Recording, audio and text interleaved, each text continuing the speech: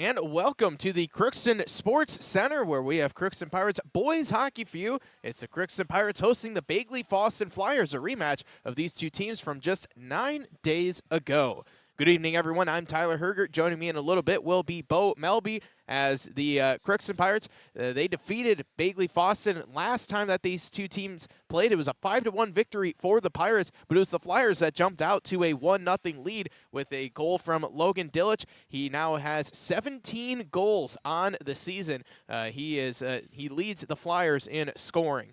But the Pirates, they answered. They had 3 second-period goals. They also had 3 power play goals in that 5-1 victory. A big part of that was a 5-minute major penalty that the Pirates were able to take advantage of. The Bagley-Fosston Flyers, they come into this one 5-9 on the season. In the most recent game, they took on Lake of the Woods, where they dropped that one 6-2. This is their 4th of 5 consecutive road games. On the other side for the Crookston Pirates, it's been a week off for the Pirates. They last played at home to War Road. It was an 8-0 loss there, but the Pirates really hung around with the Warriors for the first 2 periods of that game. The Pirates, they have dropped 3 of their last 4, but it was a 3-2 loss at Thief River Falls and then a 4-3 overtime loss to Park Rapids, along with the loss a week ago to War Road, and sandwiched in the middle, that was their lone victory during the stretch against the Flyers.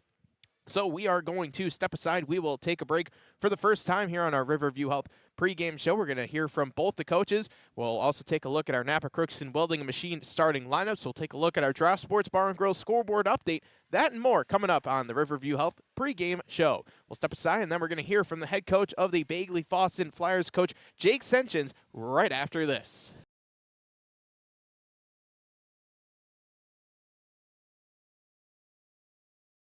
Farming today doesn't always feel the same way it used to. Then again, some of it feels all the same.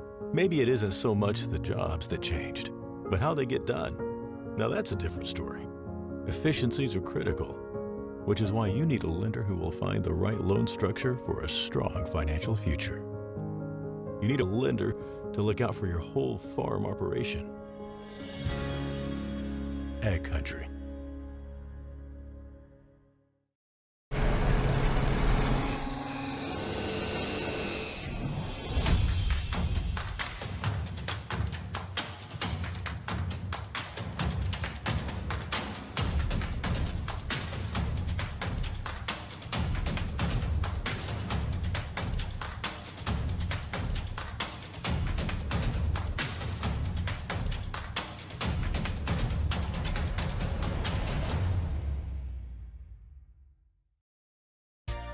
For all of your automotive service needs, call Christian Brothers Ford here in Crookston. We have a service team to handle all of your vehicle's needs. Does your vehicle pull to the right or left? Call and schedule an alignment today. Proper alignment saves gas and wear on your tires. We're here to take care of your vehicle repairs and maintenance. Call Christopher or Jersey in the service department at 281-1338. Make an appointment today with the service department at Christian Brothers Ford of Crookston, where we make it easy. This is my farm. Don't come out here and tell me what I need. I need solutions that work and market options that are worth my time. Small town support that sees the bigger picture. A global network that empowers us. A co-op that's there for us every day. Ever wonder what your city government does for you? They provide police and fire protection, emergency and disaster preparation, building code and zoning enforcement, street repair, cleaning and snow plowing, curbside garbage and recycling collection, plus spring and fall cleanup weeks. They deliver safe drinking water and maintain a wastewater system. They care for 22 parks and provide year-round recreation activities. They give loans for economic development and housing. They do all this and much more with the help of your city employees. Hi, I'm Dr. Angie Smith, optometrist at the Crookston Eye Clinic and Fosston Eye Clinic. We aim to provide high-quality products to our patients, things that we use ourselves in treating our own dry eye or coatings that we like to use on our own glasses. We offer myopia control contact lenses for children, which are soft contacts that not only correct their vision, but are designed to slow the progression of their nearsightedness. The eyes lead the body, and we are passionate about helping the eyes be safer, sharper, and faster. Crookston High School, we really have a lot going on. There isn't that much going on. Oh yeah? We have softball, baseball, track and field, soccer, swimming, tennis, golf, volleyball, trap shooting, hockey, basketball, wrestling. So we have a lot of sports. And there is orchestra, band, choir, visual arts, speech, theater, Leo Club. And Crookston is one of the highest academic schools in the region. Really? Yeah, really, especially in math and science. I guess we do have a lot going on. Yeah, and that's why Crookston High School is my education destination. We continue the Riverview Health pregame show here on KROX with the head coach of the Bagley-Fosston Flyers, Coach Jake Senchins. And Coach, you played Lake of the Woods in your most recent game. How did that go? Yeah, you know, it's one of those games I think I talked about before. We're really struggling to find consistency. We really didn't come to play the first period. Stepped it up in the second and the third. Kyle Johnson, our goalie, had a great game. He played as well as he could there, 90% save percentage there, and kind of kept us in things a little bit. And but yeah, just a learning game for us in terms of what we need to do to be ready on a day in, day out basis. We talk about finding consistency, and then January just kind of being a grind, that part of the season where it's game practice, stuff like that. And you know, so we're hoping to learn from that and put our best out there tonight. You already played Crookston once, and it was just 9 days ago you played Crookston on your own home ice. What'd you learn about them? Yeah, well, I mean, long time no see. You know, definitely have a lot more depth than us. I mean, obviously they can roll three. That makes a big difference for us in terms of what we do. You know, I mean, I like that, you know, what really the fact that like our matchup in terms of skating and things like that, you know, just that it comes down to being a little bit deeper than we are, and you know, making us play on the power play. So we got to stay out of the box. That'll be a big thing tonight, and just put our best effort out there. So. It was a 5-minute major that came late in the second period, early in the third period. That really was the difference in the game last game. Oh, absolutely, and I think, you know, it's you know, really turn the momentum. I mean, we talk about hockey being a game of momentum too, and that you know, kind of did us in. You know, we did to ourselves as far as that goes, and but you know, again, learning from it and just really trying to put our best out there. So, how do you get off to another fast start? Yeah, you know, I think a shorter bus ride than maybe up to Lake of the Woods, so that maybe it'll help a little bit, get the bus legs off right away and stuff like that, and you know, just getting the guys here ready to play, and you know, again, we've had quite a few games here where like just in a row, and just, you know, the knowledge of like to really respond from Tuesday's game, I think is going to help us a little bit too there. I'm hoping, at least. How's the health of your team? Yeah, overall, I mean, we've had some injuries. We're down about a full line or so here, and so we'll you know, do the best we can with that. Most guys, I think, are getting over being sick too, so I think hopefully we're past that again, and just kind of that, you know, that time of year and all that. So yeah. Do you have 2 to 3 keys to picking up a road victory tonight? Yeah, I mean, I think the biggest thing is playing smart, disciplined hockey. That's really the biggest thing that's killed us lately, is just you know, turning the puck over in bad spots on the rink. I think I've talked about that before, and you know, it's not for lack of effort a lot of times. It really is a matter of like things that maybe don't hurt you at previous levels, you know, cost you goals on the board here. And so really getting our guys to have a full understanding of that, and just what that looks like, and you know, try to elevate their game to that. So I think that's going to be probably the biggest thing for us. Obviously we need everybody going that we have, and you know, because we're, like I said, pretty thin, so can't have a bad night tonight, basically. Those are going to be, and then stay out of the box. So those will be probably the big 3 right there. Thank you very much, Coach. Best of luck tonight. Thank you very much. Appreciate it. So that was the head coach of the Bagley-Fosston Flyers, Coach Senchins, and he talked about the injuries that the Flyers have sustained. They've been hit with the injury truck, not the injury bug. It has been really tough on the Flyers, but again, with Logan Dillich there, anything is possible for the Flyers. So we are going to step aside, take a break, and hear from the head coach of the Crookston Pirates, Coach Josh Hardy, with his thoughts right after this on the Riverview Health pregame show.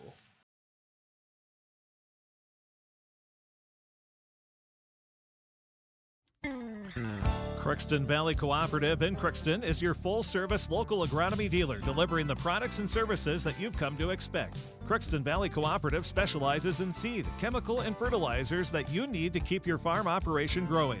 For expert advice you can rely on, give Sean, Mike, or Matt a call at 281-1178 today or stop by at Crookston Valley Cooperative, located at 1122 Fairfax Avenue in Crookston. Crookston Valley Co-op, here to keep you growing. With the fall season right around the corner, Grove Mechanical in Crookston is ready to prepare you for winter. They suggest having your heating system serviced regularly to keep things running smoothly. A skilled technician will clean and service your heating equipment to ensure safe and efficient operation. It's never too early to get ready for the upcoming winter season.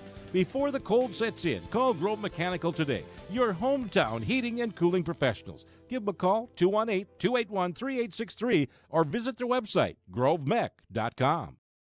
Shopping for groceries is easier than ever with Hugo's Family Marketplace. To simplify life, Hugo's offers convenient online shopping with delivery or curbside pickup at gohugos.com. Even better, shop on the go with the Hugo's Family Marketplace smartphone app. Download e-coupons, recipes, grocery lists, weekly ads, and place your grocery order right from your phone. Save time and save big with Hugo's Family Marketplace, your hometown grocer since 1939. You're gonna find more low prices, more great stuff when you go to Hugo's. Are you an enthusiastic sports fan? Want to have fun and get in on the action? Heck, yes. That'd be awesome. Have great attention to detail? Want to stay active? Definitely. Want to give back to the student athletes in your community? Obviously, yes. Then you'd make an excellent high school sports official.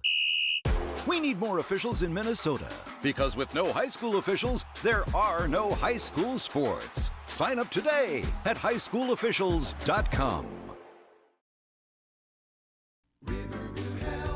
From shoulder to hand, hips to toes, and everything in between, the Riverview Health Orthopedic Team has you covered. With advanced training and joint replacements, upper and lower extremity, spine, foot, and ankle care, you know you'll be in good hands with Drs. Spinell, Schall, Sekundiak, Stanky, Kim, and Abasi. For appointments, call Riverview Clinic at 218-281-9595. Riverview Health, exceptional people, exceptional care. Riverview Health. It's always growing season here at United Valley Bank. We're focused on growth for our customers and communities, success for farms and businesses, and improvement for ourselves. Partner with us, and you'll see firsthand just how much the right hometown banking team can change your perspective. Together, there's no limit to the heights we can reach. United Valley Bank, our roots make us stronger. Member FDIC, an equal housing lender. We continue the Riverview Health pregame show here on KROX with the head coach of the Crookston Pirates, Coach Josh Hardy, and it's been a week off. So what have you guys been doing at practice as of late? Yeah, you know, we've just been trying to dial in a few things, get some details, things like that figured out, and just been working hard. We had battled a little bit yesterday, got some skates in, and it's been a good week of practice. JV played on Tuesday, so we got a bunch of guys, some extra ice time that maybe, you know, don't normally play 3 periods JV. We're able to get out there and play, and had a great match against Detroit Lakes, 2-1 overtime win, and then, yeah, we're back tonight, and hopefully have another good one. You're playing Bagley-Fosston, just saw him 2 games ago, but it was 9 days ago. What do you remember from that game, and what are you trying to replicate from that 5-1 win? I mean, the biggest thing for us is we got to start better. I thought we had a real poor start. We just we at times tend to just think it's going to happen for us instead of going out there and actually doing it. So that's been the messaging today, is that we got to go out there from the drop of the puck at 7 o'clock, ready to roll, and kind of impose our will early instead of just letting the game sort of happen, right? It was almost seemed like it took until the power play in the second period for us to wake up and be like, oh, we can go here.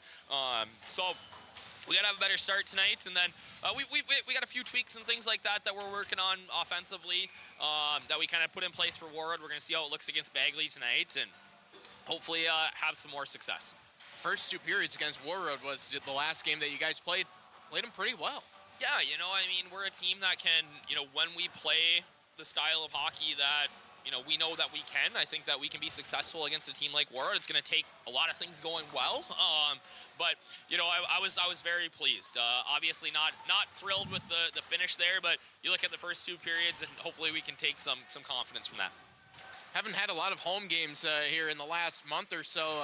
Feel good to be back on your home ice? Yeah, it's been weird, right? Like Warroad, you know, it was we were here early for the Hockey Fights Cancer stuff, but tonight I was able to go home after school and see my kids, which is not something that we normally do after school with practice and things like that. So they were looking at me weird, like, why are you here? Yeah, it's always good to be back in the friendly confines here, and hopefully we can put on a show tonight. How's the health of your team? Yeah, everybody's feeling good. We've had a couple kids miss for some illness that's been going around this week, but everybody's here today, ready to roll. Oh, nice. And hopefully feeling good for 3 good periods here. Do you have 2 to 3 What's keys nicer, to getting the a home seats victory or the tonight? weather? Yeah, we got to start fast. I think that's a tough question. Seats gonna be pretty nice. Yeah, we talked about that last time we played Bagley. Is we need to get more shots to the net, and we got to get hungry in front of the net, right? And then I talked about in our pregame working hard south to go north, right? We got to work hard back into our zone to come back. And sometimes like when we played Bagley last time, they would dump the puck and change. We would just kind of float and hope that something happens, and then our D would be forced to carry that puck out by themselves.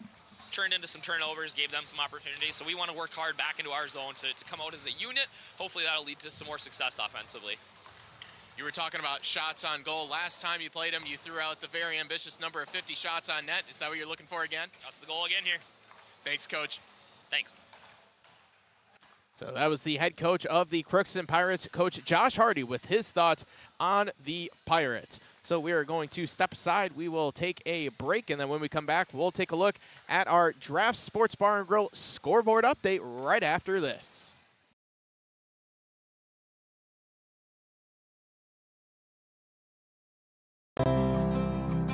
This is Lindsay Erdman, Executive Director at Benedictine Living Community of Crookston. It is our privilege to serve the Crookston community and the surrounding area by offering a continuum of care ranging from assisted living, skilled nursing care, memory care, short-term stay and rehab, and outpatient therapy, including physical, occupational, and speech therapy. We also offer many employment opportunities with great benefits, on-site daycare, and a scholarship program. Contact us today at 218-281-3424 or benedictinecrookston.org.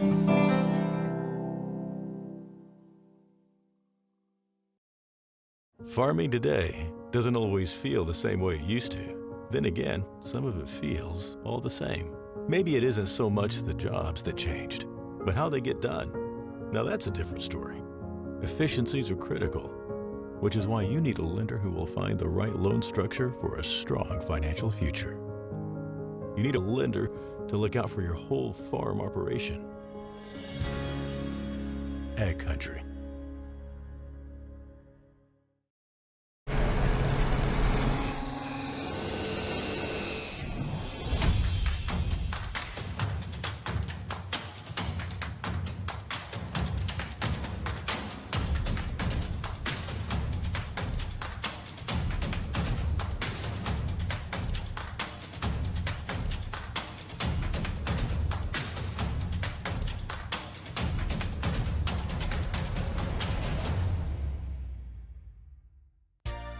For all of your automotive service needs, call Christian Brothers Ford here in Crookston. We have a service team to handle all of your vehicle's needs.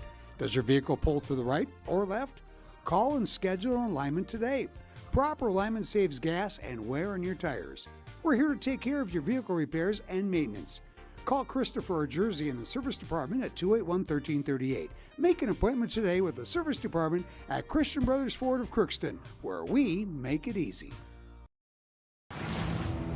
This is my farm. Don't come out here and tell me what I need.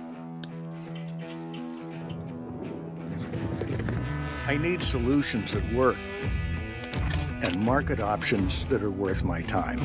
Small town support that sees the bigger picture. A global network that empowers us. A co-op that's there for us every day. Ever wonder what your city government does for you? They provide police and fire protection, emergency and disaster preparation, building code and zoning enforcement, street repair, cleaning and snow plowing, curbside garbage and recycling collection, plus spring and fall cleanup weeks.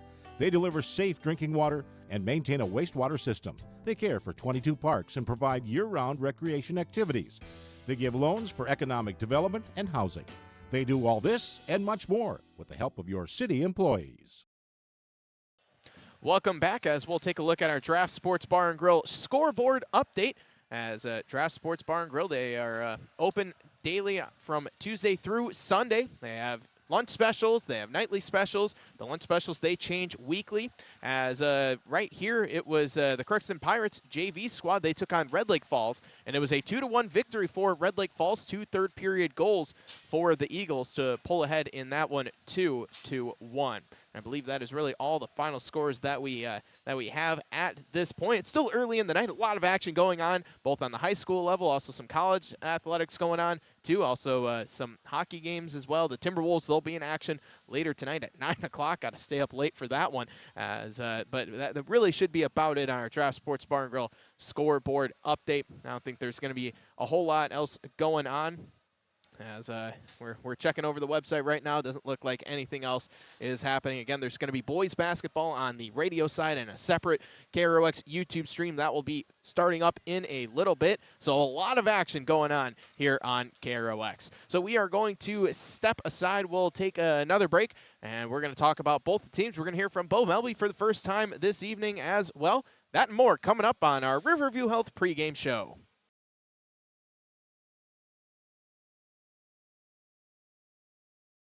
Hi, I'm Dr. Angie Smith, optometrist at the Crookston Eye Clinic and Fosston Eye Clinic. We aim to provide high-quality products to our patients, things that we use ourselves in treating our own dry eye or coatings that we like to use on our own glasses. We offer myopia control contact lenses for children, which are soft contacts that not only correct their vision, but are designed to slow the progression of their nearsightedness. The eyes lead the body, and we are passionate about helping the eyes be safer, sharper, and faster. At Crookston High School, we really have a lot going on. There isn't that much going on. Oh yeah? We have softball, baseball, track and field, soccer, swimming, tennis, golf, volleyball, trap shooting, hockey, basketball, wrestling. So we have a lot of sports. And there is orchestra, band, choir, visual arts, speech, theater, Leo Club. And Crookston is one of the highest academic schools in the region. Really? Yeah, really, especially in math and science. I guess we do have a lot going on. Yeah, and that's why Crookston High School is my education destination. Crookston Valley Cooperative in Crookston is your full-service local agronomy dealer, delivering the products and services that you've come to expect. Crookston Valley Cooperative specializes in seed, chemical, and fertilizers that you need to keep your farm operation growing. For expert advice you can rely on, give Sean, Mike, or Matt a call at 281-1178 today or stop by at Crookston Valley Cooperative, located at 1122 Fairfax Avenue in Crookston. Crookston Valley Co-op, here to keep you growing. With the fall season right around the corner, Grove Mechanical in Crookston is ready to prepare you for winter. They suggest having your heating system serviced regularly to keep things running smoothly. A skilled technician will clean and service your heating equipment to ensure safe and efficient operation. It's never too early to get ready for the upcoming winter season. Before the cold sets in, call Grove Mechanical today, your hometown heating and cooling professionals. Give them a call, 218-281-3863, or visit their website, grovemech.com.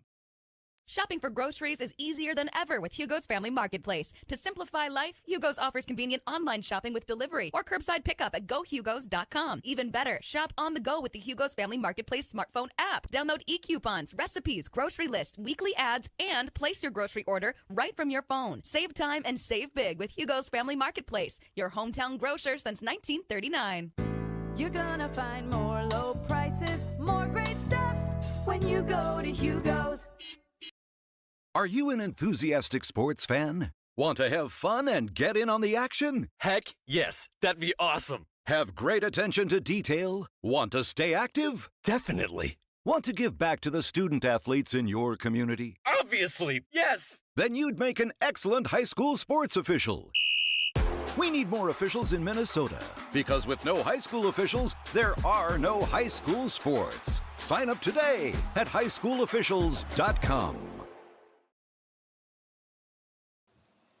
Welcome back to the Crookston Sports Center as we'll bring in Bo Melby for the first time tonight. And Bo, we got to see both of these teams play in action just 9 days ago. Bagley-Fosston, their goalie, Kyle Johnson, he really stood out to both of us. We heard Coach Senchins talk a little bit about his netminder in his pregame interview, but he was someone that really stood out. Obviously, Dillich scoring 17 goals on the season is impressive, but Johnson was someone we talked about quite a bit. Well, and granted, Crookston was on the offensive in the offensive zone a lot during that game. They had that long 5-minute major power play, and so obviously Johnson got a lot of shots at him. So yeah, no, he stepped to the task a lot. I mean, the goals that were against, most of them were, maybe a breakdown in front or whatever it may be, or just a really good shot. There might have been one or two he wanted back, but really, I would say for the most part, he played a phenomenal game. Just a tough break for him, and Crookston took advantage. But no, he's definitely a person they're going to lean on, especially if another power play, whatever, 2-minute minor,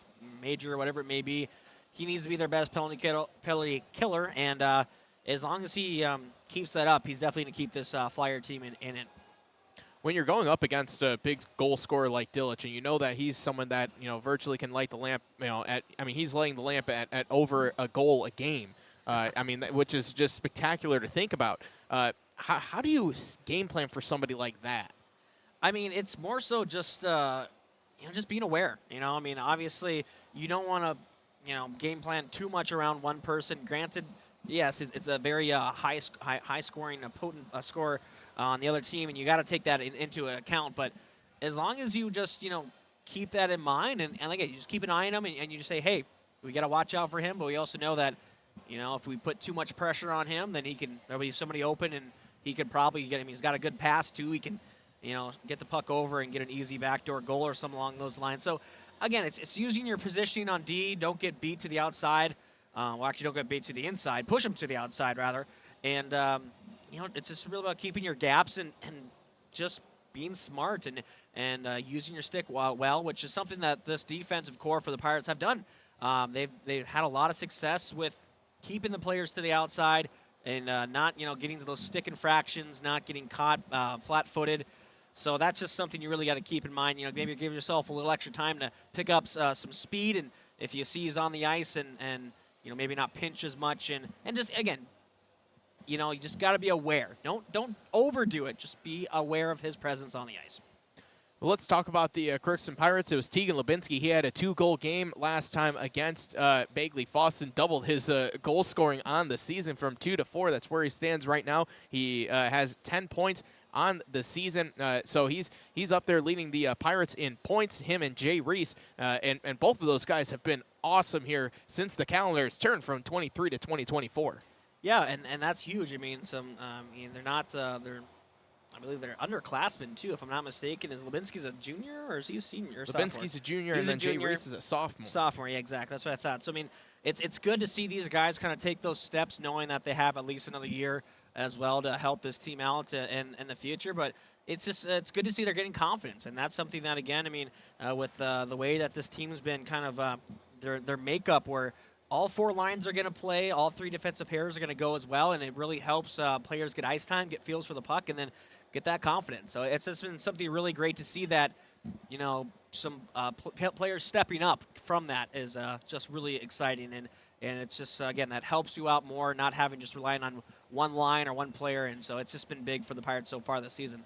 When I think of confident players, I think of Parker Kelly. Oh, yeah, that is for sure. From game 1 to now this one here, it's game 14 already, so we're about halfway through, a little over halfway through the season, and it's just it's been a night and day. Like I said, he's playing on the top of his crease. He's leaving the crease from time to time. He's just tracking the puck well, and so it's been a huge thing for this team. He's probably been the difference maker in a lot of these games that have really, again, either kept him in it, like a close game against Thief River Falls. I think that was kind of the big confidence booster, saying, hey, this is a top-ranked team in the state, top 20 team, and you put on a performance there, allow 1 goal per period, and then allow your team to come back and lose by 1. Like I said, that's a game they lost by 5 goals earlier in the season. So I think that was the jumping off point where he's really now just, again, been confident, and he's also confident in his players in front of him too. The defense have helped him out. They've been blocking shots. The forward as well. Ryan Street, goodness, he's blocked. He's had shifts where he's blocked 3 shots in one shift here. So it's just been that's the thing. You need to have from top to bottom, out to in. You got to have people helping out your goalie, and then once he has that help, he really, again, can help you out by getting that confidence to make some incredible saves. You must have read my mind, because my mind was going right to Ryan Street after that, because but that is just how important Ryan Street has been. He might not lead you in goals scored. He's not going to lead you in assists. He's not going to lead you in points, but he's going to lead you in effort and shots blocked, and that is huge in a hockey game. Oh, exactly. And plus, I mean, he's a player who has those offensive abilities, yes, and like I said, he can do those things. But this year, I mean, it just, maybe a little snake bitten, whatever it may be, and he's realized that, hey, I might not be able to help on the score sheet every game, but I can, help out with those block shots and getting good passes and breaking out and just being smart in my own end. And that's something that, for a high schooler, that's pretty mature. You don't see that a lot, often. If you're struggling offensively, you might see some players just be like, okay, mope around and not play in their own end. So it's really cool to see that from a junior.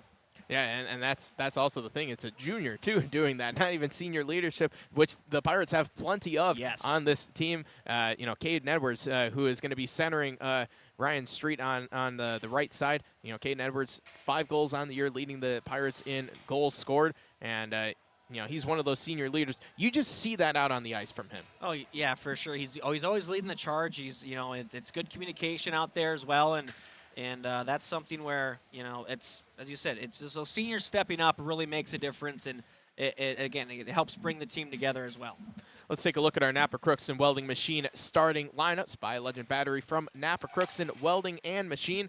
Napa Crookston Welding Machine, they have and handle everything that you need. So stop on by Napa Crookston Welding and Machine, as here are the starters for each side. It will be the top line for the Flyers of Logan Dillich on the left wing. It will be Connor Nelson at center, Wyatt Gerbrot on the right side, and then on the defensive pair, it will be Grant Merschman and Reed Gerbrot, the starting lineup for the Flyers, and in net, Kyle Johnson. We talked about him a little bit earlier in the pregame show.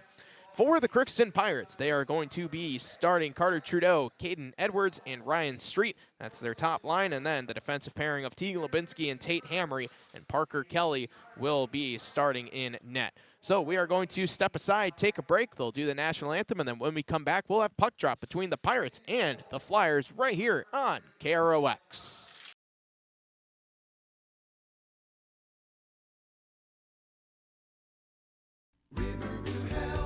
From shoulder to hand, hips to toes, and everything in between, the Riverview Health Orthopedic Team has you covered. With advanced training and joint replacements, upper and lower extremity, spine, foot, and ankle care, you'll be in good hands with Drs. Spinell, Schall, Sekundiak, Stanky, Kim, and Abasi. For appointments, call Riverview Clinic at 218-281-9595. Riverview Health, exceptional people, exceptional care. Riverview Health.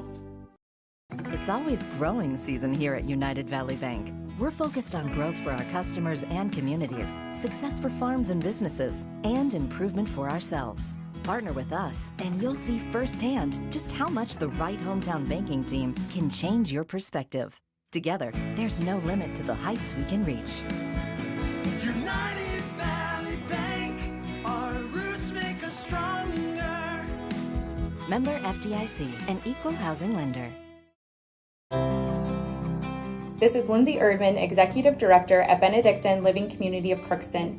It is our privilege to serve the Crookston community and the surrounding area by offering a continuum of care ranging from assisted living, skilled nursing care, memory care, short-term stay and rehab, and outpatient therapy, including physical, occupational, and speech therapy.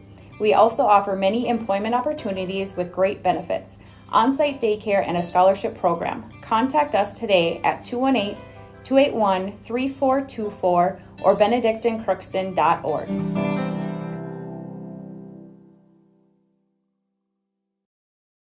Farming today doesn't always feel the same way it used to.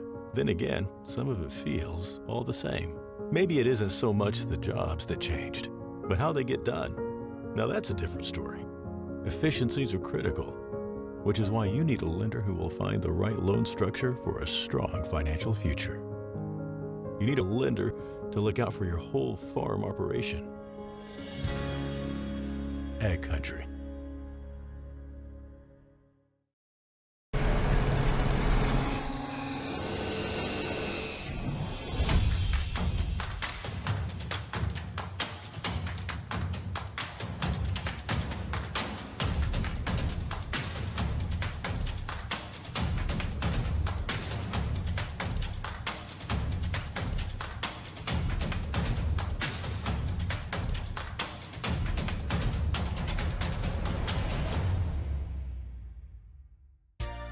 For all of your automotive service needs, call Christian Brothers Ford here in Crookston.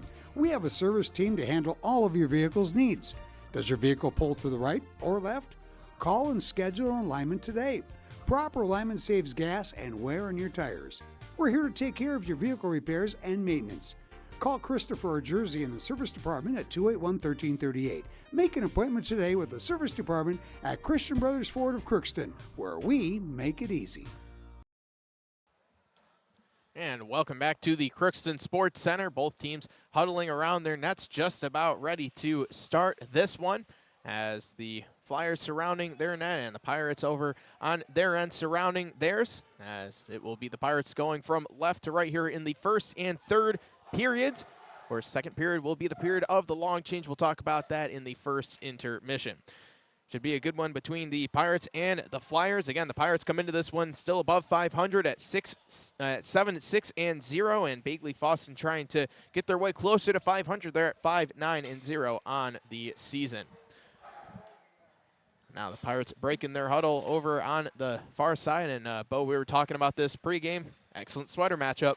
Gotta love them. I mean, the classic maroon and gold. As a Gopher fan, you really love that a little extra. But and then the Pirates, of course, these jerseys, I believe they just got them last year. Both having that script on the front. It looks just looks smooth. You love it, and you gotta be happy with this jersey matchup. It'll be Jackson Reese, Liam Larson, and Lucas Miller who's going to be getting the start, as able to win the faceoff is Connor Nelson. This is going to be sent back for Reed Gerbrot. Send it up along, but it's going to be intercepted by Lucas Miller up in the corner. They'll send it all the way around. Able to chase this one down is Riley Benson. Benson still working with it, now gives it up. It's Connor Nelson. Up ahead for Reed Gerbrot. He'll get this for Wyatt Gerbrot and trying to send this one across for Dillich. It goes by him. Ty Larson races to it first, sends this one around for Jackson Reese. Takes the hit, but makes an excellent pass for Liam Larson. This one bounces off the stick of Miller. And this one's going to be chopped along as the Pirates make a change. It'll be Tate Hamry who will race down, scoop up the puck first for the Pirates. Top line out there, and a stretch pass goes just past the reach of Street. And it will be an icing 45 seconds into the first. Yeah, no, I mean, both teams, just nothing really there in the 45 seconds, just kind of feeling each other out, feeling the puck, and looking ready to go. It'll be face-off win for the Flyers.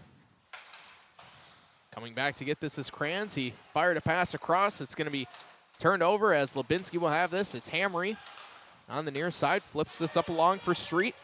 Sending one across, went off the skate of one of the Flyers, and this will be eventually won back to Camden Fontaine. Sent it up the boards, and it'll be Street who will send it in. Pirates will make a change. Now it's Kranz on the near side. That one went off of Edwards, and Hamry was able to keep it in. But the Flyers are able to send it right back out. It'll be Lubinsky. Gets this for Street, and he'll send it forward. Pirates in the midst of a change. And it will be an icing as the Flyers sent it in from behind their red line, so the Pirates get an offensive zone draw. Yeah, both teams not really getting a good offensive pressure going. They've just been in their own zones, kind of getting to the neutral zone, then just losing it. So we'll see if we can get a shot on net here. Jay Reese just sent it right to the net. It'll be covered by Kyle Johnson. So they'll do it again to Johnson's right. Reese trying to knock it forward, wasn't able to scoop it up, and now here's Dillich here on the near side. Banked it off the boards to himself. Jay Reese comes up with the puck right at the blue line. Now it'll be Fisher on the near side. Fisher had to avoid a couple of checks. Nelson had that one poked away from him, and now Fisher will go into the corner, sends it back for Benson. Benson with the shot, and he hit the post, and that one goes out of play. Well, there's a Flyer there with a stick in his skate, and that kind of gave the Pirates a man advantage without, obviously being on a power play, but they take effect of that, or take advantage of that, and they get a nice shot off the post. So the Pirates will have another offensive zone face-off, and this one's going to be tied up. Now it's Fisher trying to spin one, and they score!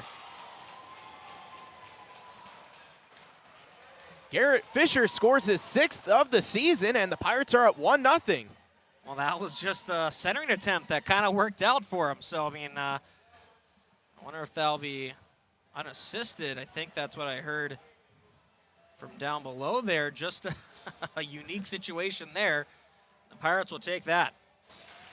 So Garrett Fisher with his 6th of the year, just kind of twisting one towards the net, and that's what good things happen, and that's what Coach Hardy was talking about in the pregame. Exactly. Getting those shots on net, and he was able to get one from Garrett Fisher.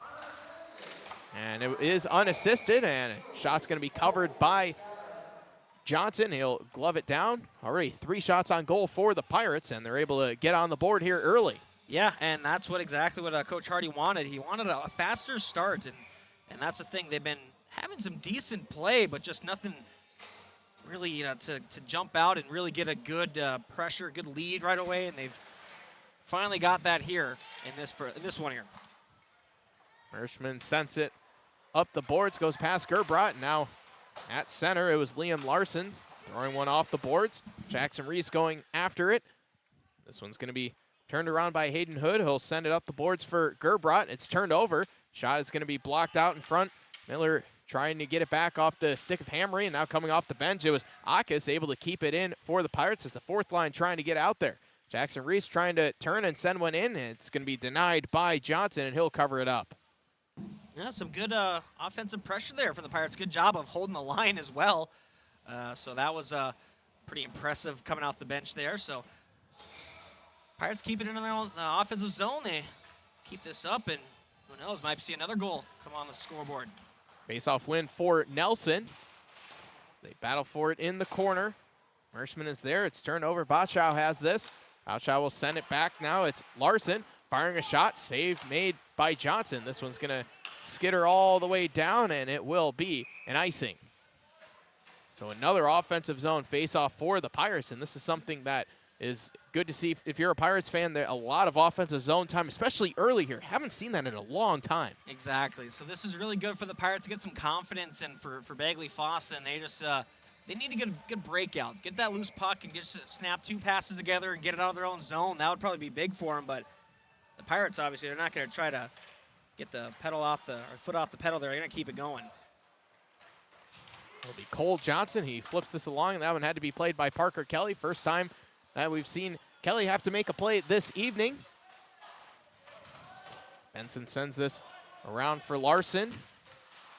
Larson had that one turned over. Kelly is going to come out of his crease, makes the glove save, and right on cue, like we were talking about in the pregame show, Kelly coming out of his crease. Well, thing, you track the puck well and good positioning. You can make a quick move and make a good save. So yeah, he's he's feeling it. Just got to make sure he doesn't get a little too cocky and doesn't let a soft one in. Face-off win as it'll be Lubinski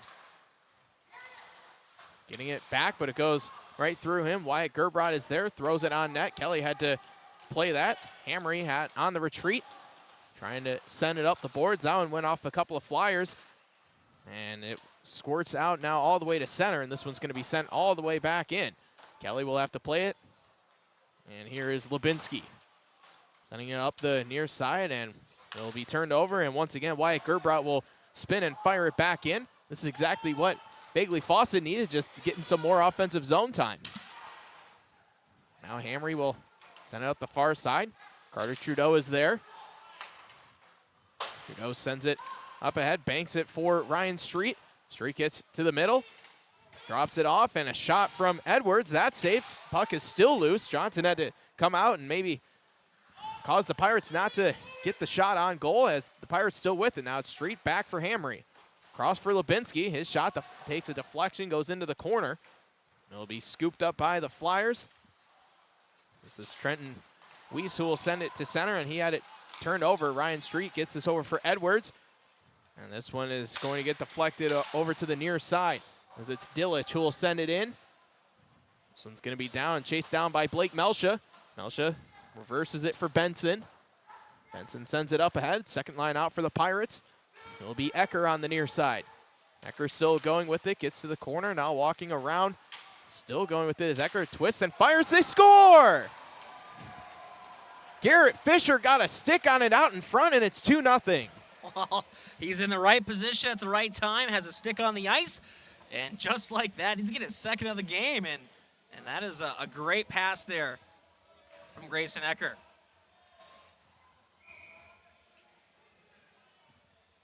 And again, that is exactly what you want if you are the Pirates, is just throwing it on net, and also the fact that you get somebody out there, a redirection right out in front too, and it's 2-0. Crookston with the lead on 7 shots on goal here early. Now it's Melsha.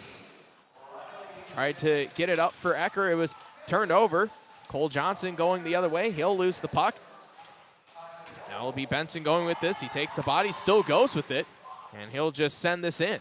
Now he just got an assist on that goal as well, and he's playing with some confidence. Jay Reese, Jackson Reese battling on the boards for the Pirates. This one's going to be sent in.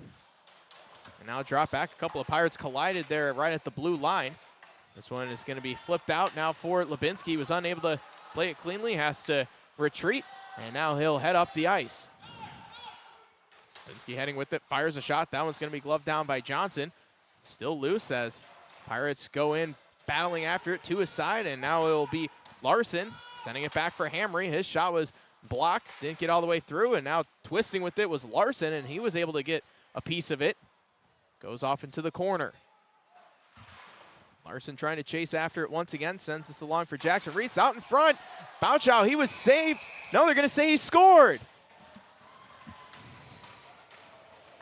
Delayed reaction from the referee, but it's Michael Bouchow who is able to score his first goal of the season, and it's 3-0. Wow, I mean, again, where was he at? He's right in the slot and just a high danger zone. And that's what the Pirates need. They need to keep that going and keep it having a great positioning there. And just like that, 3-0. Pirates are just all over Bagley-Fosston. Pirates still going with this. Now it'll be Colburn behind the cage. Colburn sends it back for Melsha. Melsha at the back. His shot is blocked. And it's going to be Wyatt Gerbrot. Tried to send it up for Johnson, and it was turned over. Now, behind the cage, it was Hood. Colburn is there. He's able to strip it away. Colburn with the shot. That one's going to be saved by Johnson, and the Pirates are going to get another offensive zone face-off. It's 3-0. Garrett Fisher with a pair of goals, and then Michael Bouchow able to get his first goal of the season, and that is how we are at 3-0. Yeah, and, the Pirates are clearly just seeing that Johnson's just not really he's fighting the puck right now. He's just not feeling it well, and so they're just throwing everything at him. It'll be Edwards sending it back for Melsha. Melsha walks in, tried to throw one out in front. That one went all the way through. Big hit from Street on the far side as Trudeau will drop it back. And a drive coming from Larson. That one's going to be fought off as one of the Flyers has to skate off to the bench. Shot's going to be saved by Johnson. So another freeze, as that was Zach Netlin who was skating off for the Flyers. 11 shots to 1. Pirates with the advantage and 3-0 on the scoreboard. And that's not great for this already hurt, banged up Flyer team. They really got to try to get out of this one, minimizing their injuries. Here's Trudeau. Tried to flip a pass over for Street. It was intercepted. Heads back for Lubinski. Lubinski at center. Tried to play it up ahead for Trudeau. This one's going to be spun back in by the Flyers. Kelly will handle it. So now it's Hamry dropping it back for Lubinski. Here's Trudeau on the far side. Loses the handle as Hamry scoops it up. Hamry gets to center, had it poked away from him. Now it's Lubinski. He'll race up the ice. Lubinski still going with it. Backhand, that one goes wide. Here comes Garrett Fisher with it. Fisher with the hot stick here early. Already 2 goals, winds and fires, and that one saved by Johnson. Had to make a really good save as Fisher was trying to go glove side. Still battle for it on the far side. Hamry throws a big hit, and now centering one was Edwards. He was looking for Fisher as Edwards heads to the bench to make a change. There's Wyatt Gerbrot. Had tried to get it past Hamry, and now they'll get it past him. Jay Reese comes out to center. Jay Reese going with this. A good stick from Wyatt Gerbrot. Makes the Pirates retreat to center, and another good stick from Nelson. Knocked Fisher off the puck as he'll send it in. Now Jay Reese going with this into the corner. Sends it back down. Flyers are able to scoop it up. It's Merschman. Tried to send it forward. Took a bounce, and it'll be Ecker with it. Ecker on the far side. His shot took a deflection, went right to Jay Reese, who was trying to glove it down, but he couldn't. Now they battle for it in the corner. Jay Reese is going to be tripped up there, and that's going to be a penalty. So the Pirates head to the power play for the first time here in the game. Yeah, and, just a stick in the skates is an easy call to make. I mean, I'm going to call that probably 10 out of 10 times. So Pirates see if they can take advantage, and obviously the power plays had some issues this year. We've seen some decent games, but we'll see if they can maybe get one here early. Pirates are 7 for 38 coming into this one on the power play, 18.4%. On the near side, Melsha, that shot is going to be gloved down by Johnson, and a penalty is going to be called. We might get coincidental penalties on both sides. Jackson Reese is going to be called for a penalty.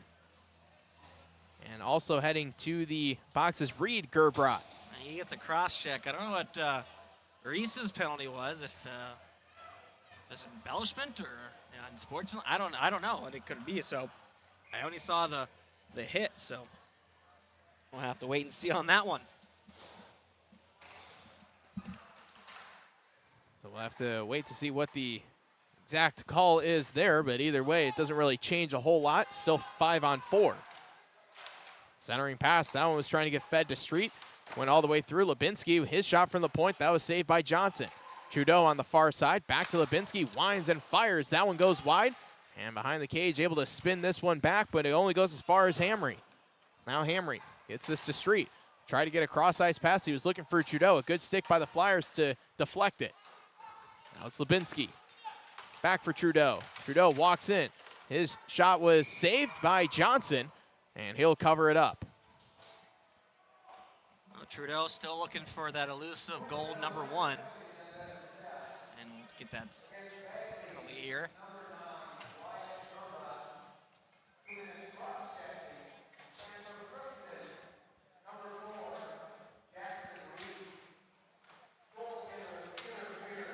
Okay, goaltender interference. So goaltender interference is going to be the call for Jackson Reese. A minute has gone by on the Logan Dillich penalty for tripping, which has sent the Pirates to the power play. So it's Ecker losing it, and now possibly a 2-on-1 as Nelson sends this across. He was looking for Wyatt Gerbrat, and his pass goes a little too far, and now it'll be Fisher with it. Fisher will turn and send this along. Fisher gets it back. Fisher will head up ice. Enters the zone, lost it, but it's going to go right back for Ecker, and that one's going to be turned over. Wyatt Gerbrat sends it all the way down for Kelly. So Benson comes all the way down to retrieve it for the Pirates. Sends it on the near side, gets this to Jay Reese. Jay Reese tried to flip a pass out in front. He was looking for Colburn, and he was tied up out in front. Johnson will cover. Yeah, good defensive play there for the Flyers to break that up, because otherwise that was a very good opportunity.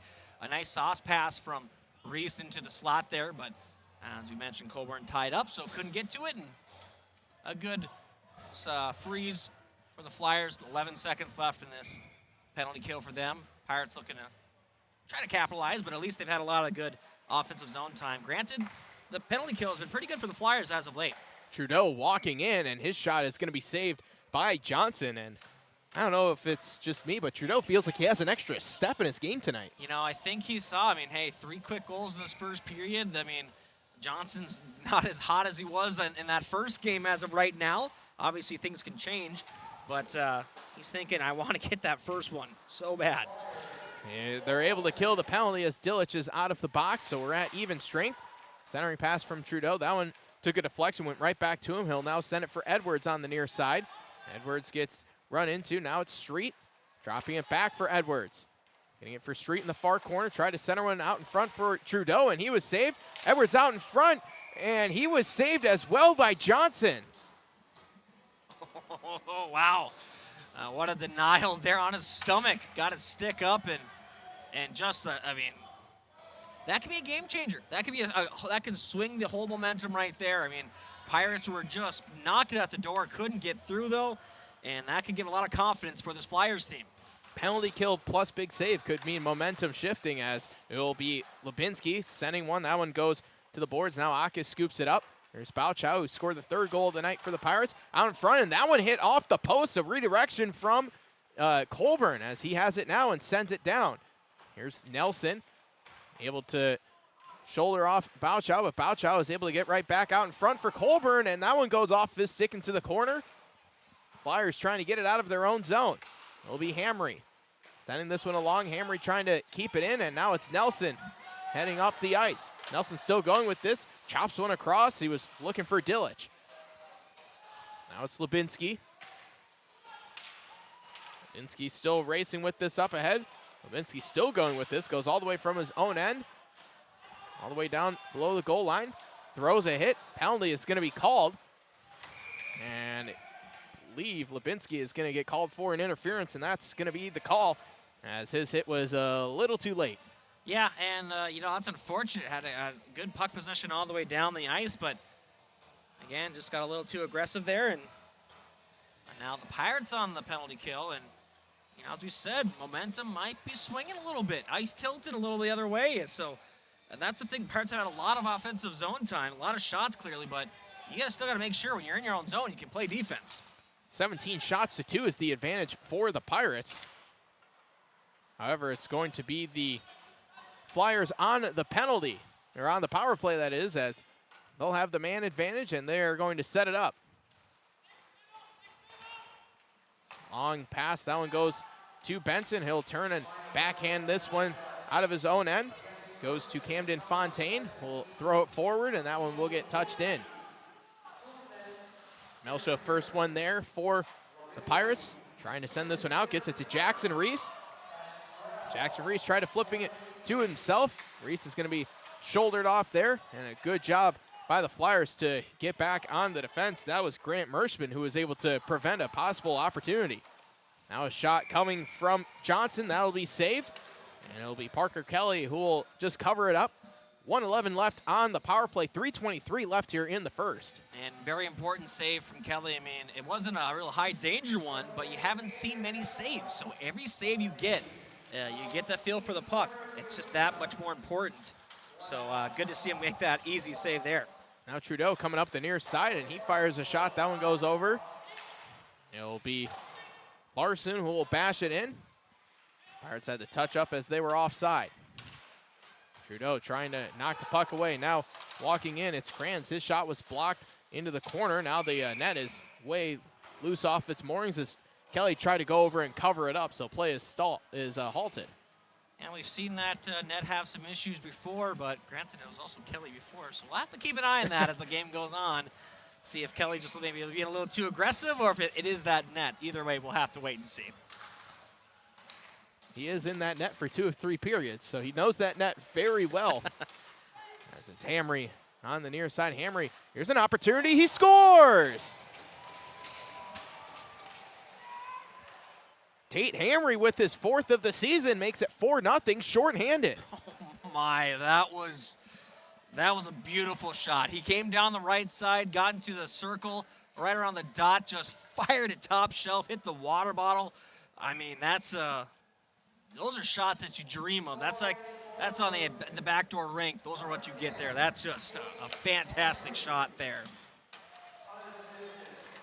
Hamry, here he is going again. Hamry with it, had to have it knocked away by Nelson into the corner. Reed Gerbrot and Nelson battling with Hamry, who's killing off precious time for the man advantage for the Flyers. Puck bounces out in front. It had to be played by Johnson. He just shrugs it aside, and now moving upwards with this is Wyatt Gerbrot. And it is going to be offside, as the Flyers were just offside. 2 seconds left on the power play before Lubinski can come out of the box for the Pirates. And Gerbrot just kind of lost control there, just a little bit off his stick at the blue line, so that's what that offside was called. But works out for the Pirates' favor, obviously, slows down any momentum that the Flyers had. Face-off win for Nelson as puck is loose. Bouchow has this. Lubinski out of the box, races down, and he's the first man to the puck. Sent it along, but it'll be Reed Gerbrot who had it momentarily. Lubinski trying to knock him off the puck. He's able to do so, flipped it to himself, and then will hook it down in. Now it's Bouchow. Whacks it back for Benson, now across for Lubinski. Lubinski all the way down for Colburn. Colburn centering pass out in front of Akis. He was saved, and it is still loose. Akis trying to chase it down. Tried to center one, looking for Colburn. Took a deflection, goes back to Benson, and that one's going to be gloved down by Johnson. Looked like he didn't know where it was for a moment, and an excellent opportunity for Gavin Akis out in front. Yeah, I mean, that was... And a penalty is going to be called on the Flyers, too. It looks like it's interference. Yeah, no, another penalty. And the refs are clearly, they're not allowing anything to be, get it out of hand. They're keeping it in control, which is what you want to see. So that is good. But the Pirates had some good opportunities there. And, yeah, Johnson just, that last shot, he just kind of felt it. Didn't know exactly where it was, but he knew he made the save. Lubinski with the shot. That one's going to be blocked down into the corner. Reed Gerbrot's going to be called for a second penalty of the night. It's interference. And here is Edwards. Edwards on the far side, drops it off for Trudeau. Now Lubinski back for Trudeau on the far side. Trudeau, cross-ice pass. He was looking for Hammer. He bounced off his stick. Flyers are able to bring it out of their own end. And still going with this is Wyatt Gerbrot. And his shot is going to be saved by Kelly, as that was a dangerous shot. Maybe using the defender as a screener. Kind of an inside-out shot, which is what a good, skilled forward can do. And is kind of, again, use your stick to deceive the goalie and you have a quick wrister. And, yeah, again, use the defender as a screen also definitely helps. And Kelly, again, he's been up to the task so far, tracking the puck well. Quick reaction makes that good glove save. Face-off win for the Pirates. It'll be Fisher to send it on the near side now for Ecker.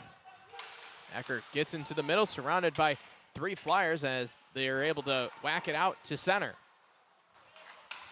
Fisher with 2 first-period goals, sends it to the near side. Colburn chases after it. It's Wyatt Gerbrot who got there first. They battle for it in the corner. Jay Reese trying to send it back now for Ecker. Ecker had it momentarily, had it knocked away. Now it's Jay Reese walking in. Throwing it across, he was looking for Fisher. That one unable to be received by Fisher, but Fisher with the steal. 20 seconds left in the period. Fisher cuts to the middle, gets to the backhand and flipped one. That one went over the net. Might have had some room there. Trying to crash in was Benson, and they're able to keep the puck in are the Pirates. Jay Reese had it there momentarily, and then it was lost. Benson comes back to scoop it up. 3 seconds left.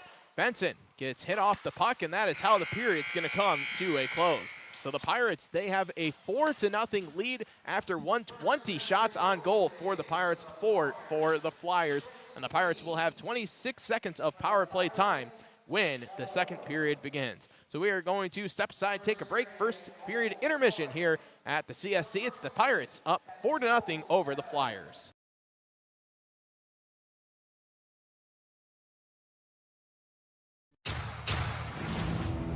This is my farm. Don't come out here and tell me what I need. I need solutions that work and market options that are worth my time. Small town support that sees the bigger picture. A global network that empowers us. A co-op that's there for us every day. Ever wonder what your city government does for you? They provide police and fire protection, emergency and disaster preparation, building code and zoning enforcement, street repair, cleaning and snow plowing, curbside garbage and recycling collection, plus spring and fall cleanup weeks. They deliver safe drinking water and maintain a wastewater system. They care for 22 parks and provide year-round recreation activities. They give loans for economic development and housing. They do all this and much more with the help of your city employees. Hi, I'm Dr. Angie Smith, optometrist at the Crookston Eye Clinic and Fosston Eye Clinic. We aim to provide high-quality products to our patients, things that we use ourselves in treating our own dry eye or coatings that we like to use on our own glasses. We offer myopia control contact lenses for children, which are soft contacts that not only correct their vision, but are designed to slow the progression of their nearsightedness. The eyes lead the body, and we are passionate about helping the eyes be safer, sharper, and faster. Crookston High School, we really have a lot going on. There isn't that much going on. Oh yeah? We have Softball, Baseball, track and field, soccer, swimming, tennis, golf, volleyball, trap shooting, hockey, basketball, wrestling. So we have a lot of sports. and there is orchestra, Band, choir, visual arts, Speech. theater. Leo Club. And Crookston is one of the highest academic schools in the region. Really? Yeah, really, especially in math and science. I guess we do have a lot of going on. Yeah, and that's why Crookston High School is My education destination. Crookston Valley Cooperative in Crookston is your full-service local agronomy dealer, delivering the products and services that you've come to expect. Crookston Valley Cooperative specializes in seed, chemical, and fertilizers that you need to keep your farm operation growing. For expert advice you can rely on, give Sean, Mike, or Matt a call at 281-1178 today or stop by at Crookston Valley Cooperative, located at 1122 Fairfax Avenue in Crookston. Crookston Valley Co-op, here to keep you growing. With the fall season right around the corner, Grove Mechanical in Crookston is ready to prepare you for winter. They suggest having your heating system serviced regularly to keep things running smoothly. A skilled technician will clean and service your heating equipment to ensure safe and efficient operation. It's never too early to get ready for the upcoming winter season. Before the cold sets in, call Grove Mechanical today, your hometown heating and cooling professionals. Give them a call, 218-281-3863, or visit their website, grovemech.com.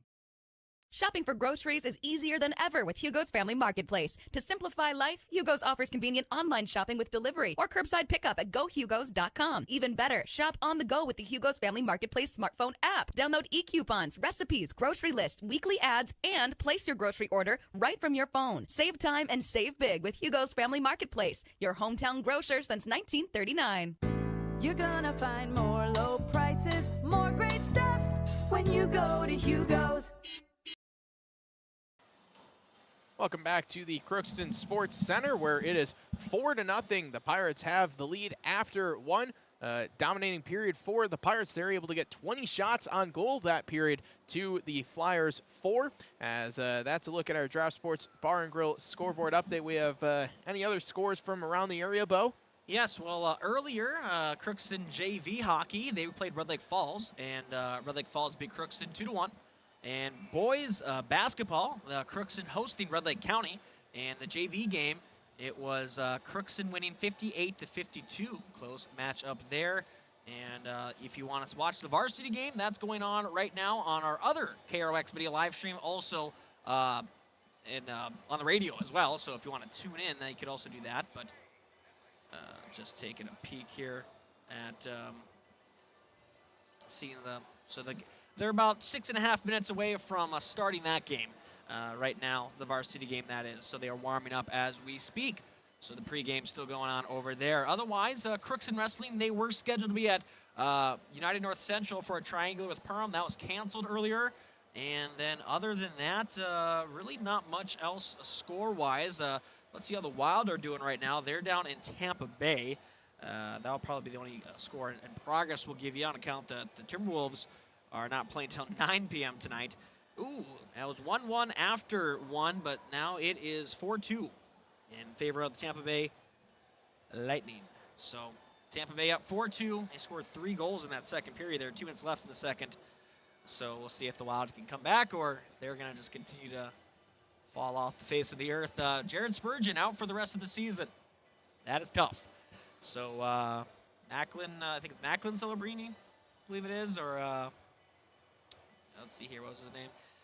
Yeah, Macklin Celebrini of Boston University.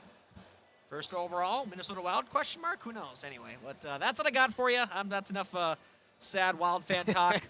Let's get back to this game, shall we? It's been a tough season for Wild faithful, but it's been a great game for Pirate faithful as they're up 4-0. 2 goals coming from Garrett Fisher. He scored the first 2, and then you get Michael Bochow. He scored the 3rd goal. Tate Hamry. This is the formula for the Pirates. It's balanced scoring. It's guys from all over different positions scoring too, and that's really when the Pirates are able to do that. That's how you know they're playing at their best. Oh, exactly. I mean, Garrett Fisher, his 2 goals down. Well, one of them was just kind of a thrown in from the corner, if I'm not mistaken. That was that first goal, the unassisted one. Second one, though, he was down in the slot and a good positioning there. I mean, he had a stick on the ice. He was able to get that one real quick, and that was the same with Bochow as well. I mean, he was able just to get a good shot on.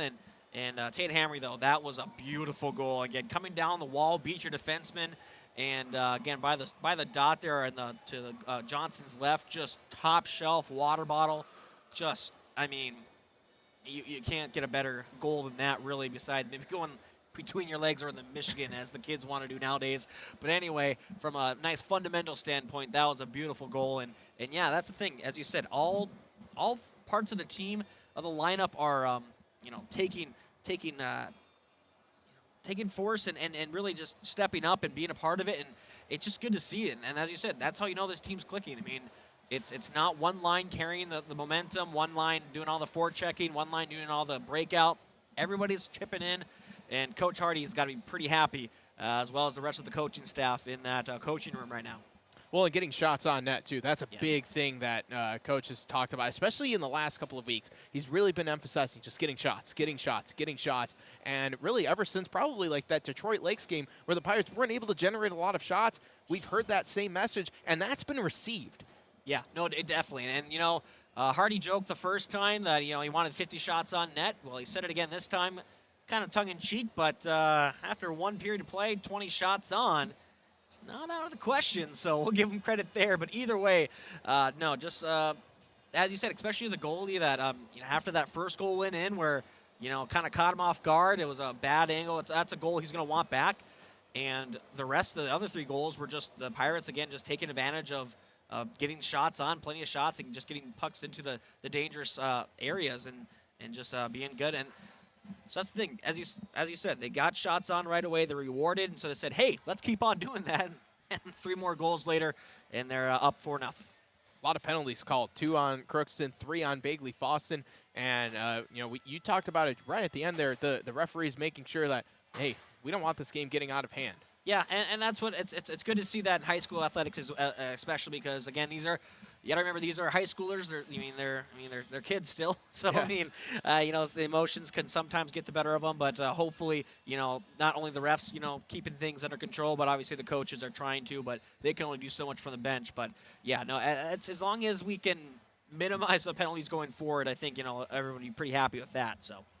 It will be the Pirates on the power play for 26 seconds to begin the second period. They have a 4-0 lead. Again, the goal scorer is Garrett Fisher with 2 goals. Michael Bouchow with his first of the season. Tate Hamry, he was able to score, and that was shorthanded too. He was able to get his 4th goal of the season, and that was all the scoring that we saw in the first. So we are going to step aside. We'll take a break. When we come back, we'll have second period action between Crookston and Bagley-Fosston right here on KROX.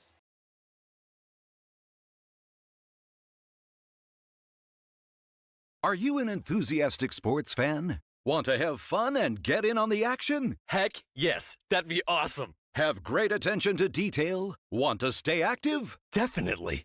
Want to give back to the student athletes in your community? Obviously, yes! Then you'd make an excellent high school sports official.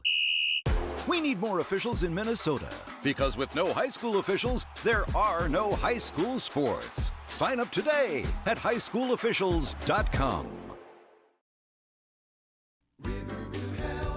From shoulder to hand, hips to toes, and everything in between, the Riverview Health Orthopedic Team has you covered. With advanced training and joint replacements, upper and lower extremity, spine, foot, and ankle care, you'll be in good hands with Drs. Spinell, Schall, Sekundiak, Stanky, Kim, and Abasi. For appointments, call Riverview Clinic at 218-281-9595. Riverview Health, exceptional people, exceptional care. Riverview Health. It's always growing season here at United Valley Bank. We're focused on growth for our customers and communities, success for farms and businesses, and improvement for ourselves. Partner with us, and you'll see firsthand just how much the right hometown banking team can change your perspective. Together, there's no limit to the heights we can reach. United Valley Bank, our roots make us stronger. Member FDIC, an equal housing lender. This is Lindsay Erdman, Executive Director at Benedictine Living Community of Crookston. It is our privilege to serve the Crookston community and the surrounding area by offering a continuum of care ranging from assisted living, skilled nursing care, memory care, short-term stay and rehab, and outpatient therapy. including physical, occupational, and speech therapy. We also offer many employment opportunities with great benefits, on-site daycare, and a scholarship program. Contact us today at 218-281-3424 or benedictincrookston.org.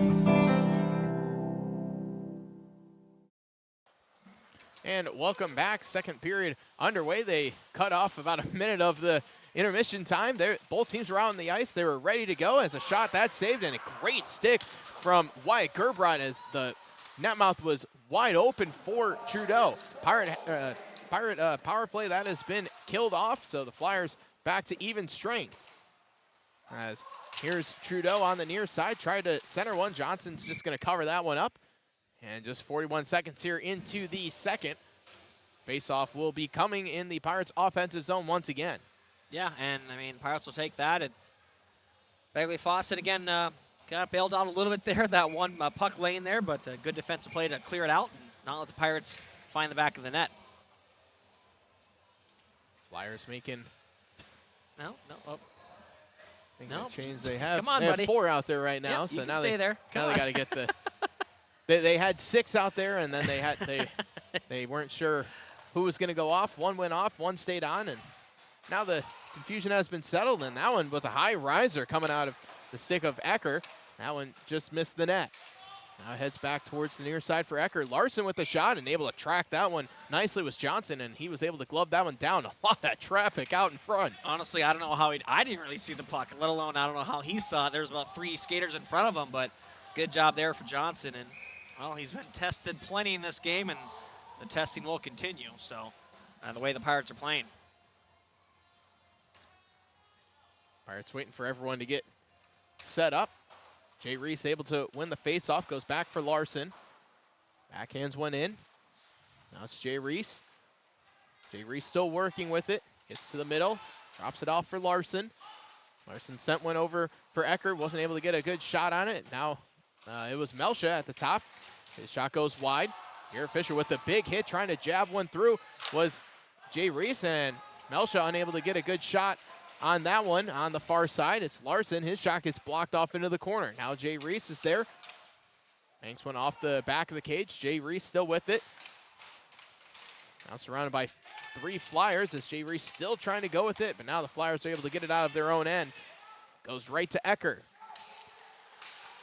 Now Ecker on the far side. That one skipped off of Melsha. A turnover, and now Fisher. He'll walk right in, makes a move, and he's saved by Johnson. Another big save from Johnson here early in the second. Fisher over to Ecker. He fired a shot. That one saved too by Johnson. Out in front, Fisher wasn't able to send it through, and now it's Ecker behind. Ecker still going with it in the corner. Trying to dance away from a couple of Flyers. Now it gets sent to the back for Hamry. Hamry still working with this on the far boards. Hamry tried to send it over for Fisher, and now it'll be the Flyers who will swing it around, but it goes right to Hamry. On the near side, it's Benson. Benson sends one along, looking for Jay Reese, goes to Jackson Reese. Centering pass goes off the stick of Miller. Now Hamry looking for Jackson Reese. Flyers still trying to get it out of their own end. Couple of attempts, and now they'll fire it down, and that one banked right over to Cole Johnson, and Cole Johnson will work his way forward. That one goes off the stick of Benson. Hamry sends it around, and it'll go for Jackson Reese. Jackson Reese tried to get it to Miller, and he lost it. Shot, that one's going to be shrugged aside by Kelly. He had to do that standing up. Here's Reed Gerbrot, sends this forward, goes to Benson. That one heads over to Fontaine. He sent it along. At center, coming out with this is Larson. Now Liam Larson gets this to Hamry. Hamry on the near side, fires one in. Took a couple of deflections on its way in. Fontaine will send this one all the way around. Tried to get it for Wyatt Gerbrot, had it knocked off his stick, and now Lubinsky sends this over. It's Coda Donarski.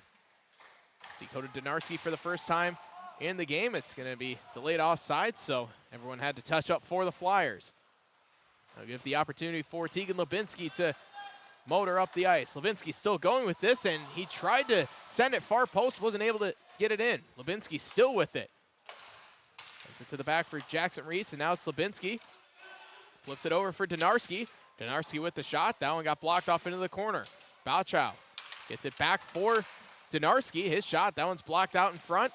And the Flyers unable to get it away as now here's Colburn winding and firing a shot. That one's saved.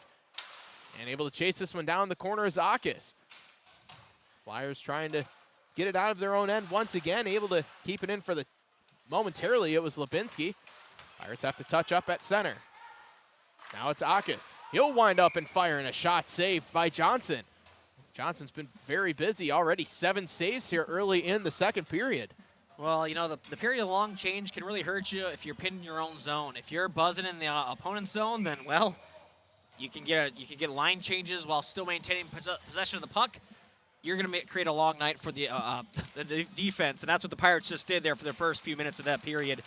At least 3 line changes while maintaining puck possession in a forecheck. Very impressive. We've heard Coach Hardy talk about that in previous pre- and post-game interviews about wanting to try and make those line changes while maintaining puck possession. So now coming up the near side, it's Edwards. Edwards racing in, cuts to the middle. Edwards still going with this onto the far side. Edwards trying to make a move as a delayed penalty. Now it will be called, and we'll have to see who the penalty is going to be called. It's going to be a cross check.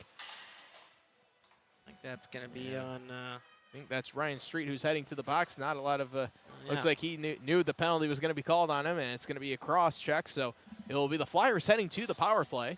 That's a momentum killer there. You don't want to get penalties in the offensive zone. Obviously, you don't want to get penalties in the first place, but especially in the offensive zone, that's just, it's a big no-no. Coach isn't going to be too happy about that one. Trying to keep this one in was Merschman. Now having to retreat to center is Cole Johnson, sending it back down. It'll be Camden Fontaine who will chase it down for the Flyers. We get to see the Flyers on the power play once again tonight. So it's going to be sent all the way down by Larson. Killing off some more time. About half a minute has gone by here on the power play. So here's Merschman. Going up ice, tried to chip one along. It was deflected off of Fisher. Here's Nelson at center. Poked away by Fisher once again. And now it's Dillich. Dillich on the near side, tried to send one through Benson. Got caught up in Benson's skates. Now it's Nelson with the shot. That one goes over the cage. And Ecker gets to it and whacks one down. It went off of one of the Flyers on the bench. Exactly a minute has been killed on the power play. We'll have to see where the face-off is going to be, if it's going to be in the neutral zone or in the Flyers' offensive zone. It looks like it's going back to Kelly's right. Jackson Reese against Connor Nelson in the face-off circle. Face-off win for Jackson Reese. Now Reese will come to the near side and flings this one down. Goes out to center as Wyatt Gerbrod is there. On the near side, it's Cole Johnson. Johnson walking with this. His shot, that was blocked by Hamry. Reese was still trying to send it out. That one was kept in by Wyatt Gerbrod. Stick loose on the ice. Gerbrod's able to pick it up and able to send this one all the way down was Lucas Miller. Johnson has to come out of his cage to play it, and now he'll send it forward. So it's going to go down to Lubinsky. Lubinsky, he'll send this up ahead. Nelson couldn't go after because he would have been offside. Flyers had to touch up, and now it's at center. 10 seconds left on the man advantage. Puck is spinning, and now it finds Hamry. Hamry, he'll walk in. That one went off the glove of Johnson. Hamry was looking for his second shorthanded goal of the evening. Hamry still working with this, and now a shot coming from Bauchow. That one went wide. Pirates have killed off the power play, so it's even strength. Now it's Akis on the far side. That one's going to be sent around by Reed Gerbrod. Now it's Hamry who will send it along. Reed Gerbrod is able to scoop it back up.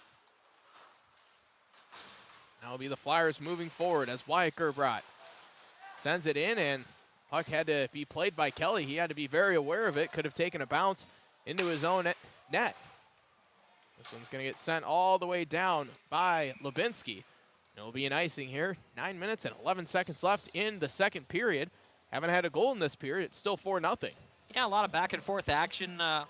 You know, Pirates, again, they had those 7 shots that rattled off, and really not much since. They've, you know, a couple shots that went wide, and just really nothing going on too much for the Pirates. So they've had a lot of offensive zone time. Nothing really show from it. Here's Lubinsky. It's the brakes on and now heads on to the near side. It's Trudeau. Trudeau's still working with it. Now it's Edwards in the middle. His rising shot. That one missed high and wide. Now it's Dinarski. He'll turn and shoot as a penalty is going to be coming up again on the Pirates, and it's going to be another cross check. So the Flyers head right back to the power play. I mean, you just can't be doing this. You got to be smarter than that. I mean, they're clearly calling it. You just got to play smarter, especially when you're up 4 goals. I mean, there's just no need to throw a cross check. I mean, that's going to be something that Coach Hardy's going to have to bring up at intermission because, I mean, that's, again, another penalty called in the offensive zone. I mean, you can't be doing that. Just frustrating. Especially when it's a cross-check penalty, too, when it's, you know, fairly unnecessary to really ever have a cross-check. Exactly. 8.5 left here in the second. Pirates will send it right back in, so the Flyers will have to go the length of the ice, try and maybe set up the power play here as it'll be Nelson. He'll carry it up, going far side. Puts a shot, that was deflected, went just wide of Kelly. Now the Flyers with it on the near side. As the centering pass, no one was there. Fontaine will turn around in his own end, sends it across for Merschman. Merschman back for Fontaine. Takes the bouncing puck and is able to send it forward. That one is knocked away. Good stick from Dinarski. Now going up with this is Nelson. Cross ice looking for Dillich. And he wasn't able to get a good shot off, and now it'll be Street going the other way. Street and Trudeau for the Pirates. Street shot. That one's going to be gloved by Johnson, and he'll freeze it. 58 seconds left on the man advantage for the Flyers. Timeout's going to be called. Timeout is going to be taken. Well, I mean, you're at that point of the game. You might see your team being a little flat, a little tired. I mean, they're gassed, and they don't have the depth that Crookston does, so it doesn't surprise me too much. So, Bagley-Fosston taking the timeout. 7:45 left here, and you know, I mean, it is a good point. You know, you're right halfway in the middle of the power play. Get to maybe set up a play, especially if you're able to win the faceoff. So, Coach Sunjins believes this is the right time to take that one timeout. Well, I mean, you're down by 4-2, so I mean, granted, you know, anything can happen in high school hockey, but the way this game's been going, and you want to come back, but you're thinking, well, you know, at the very least, we can let's just again reset here, and just you know, see what you can do, and again, just give your guys a rest. These guys, especially after back-to-back power plays too. So this group, this penalty or power play groups was just out there. They only have one. They don't have 2 groups more likely. So, yeah, I mean, just got to give them a breather. That's the one thing that's tough about having this many injuries to your roster.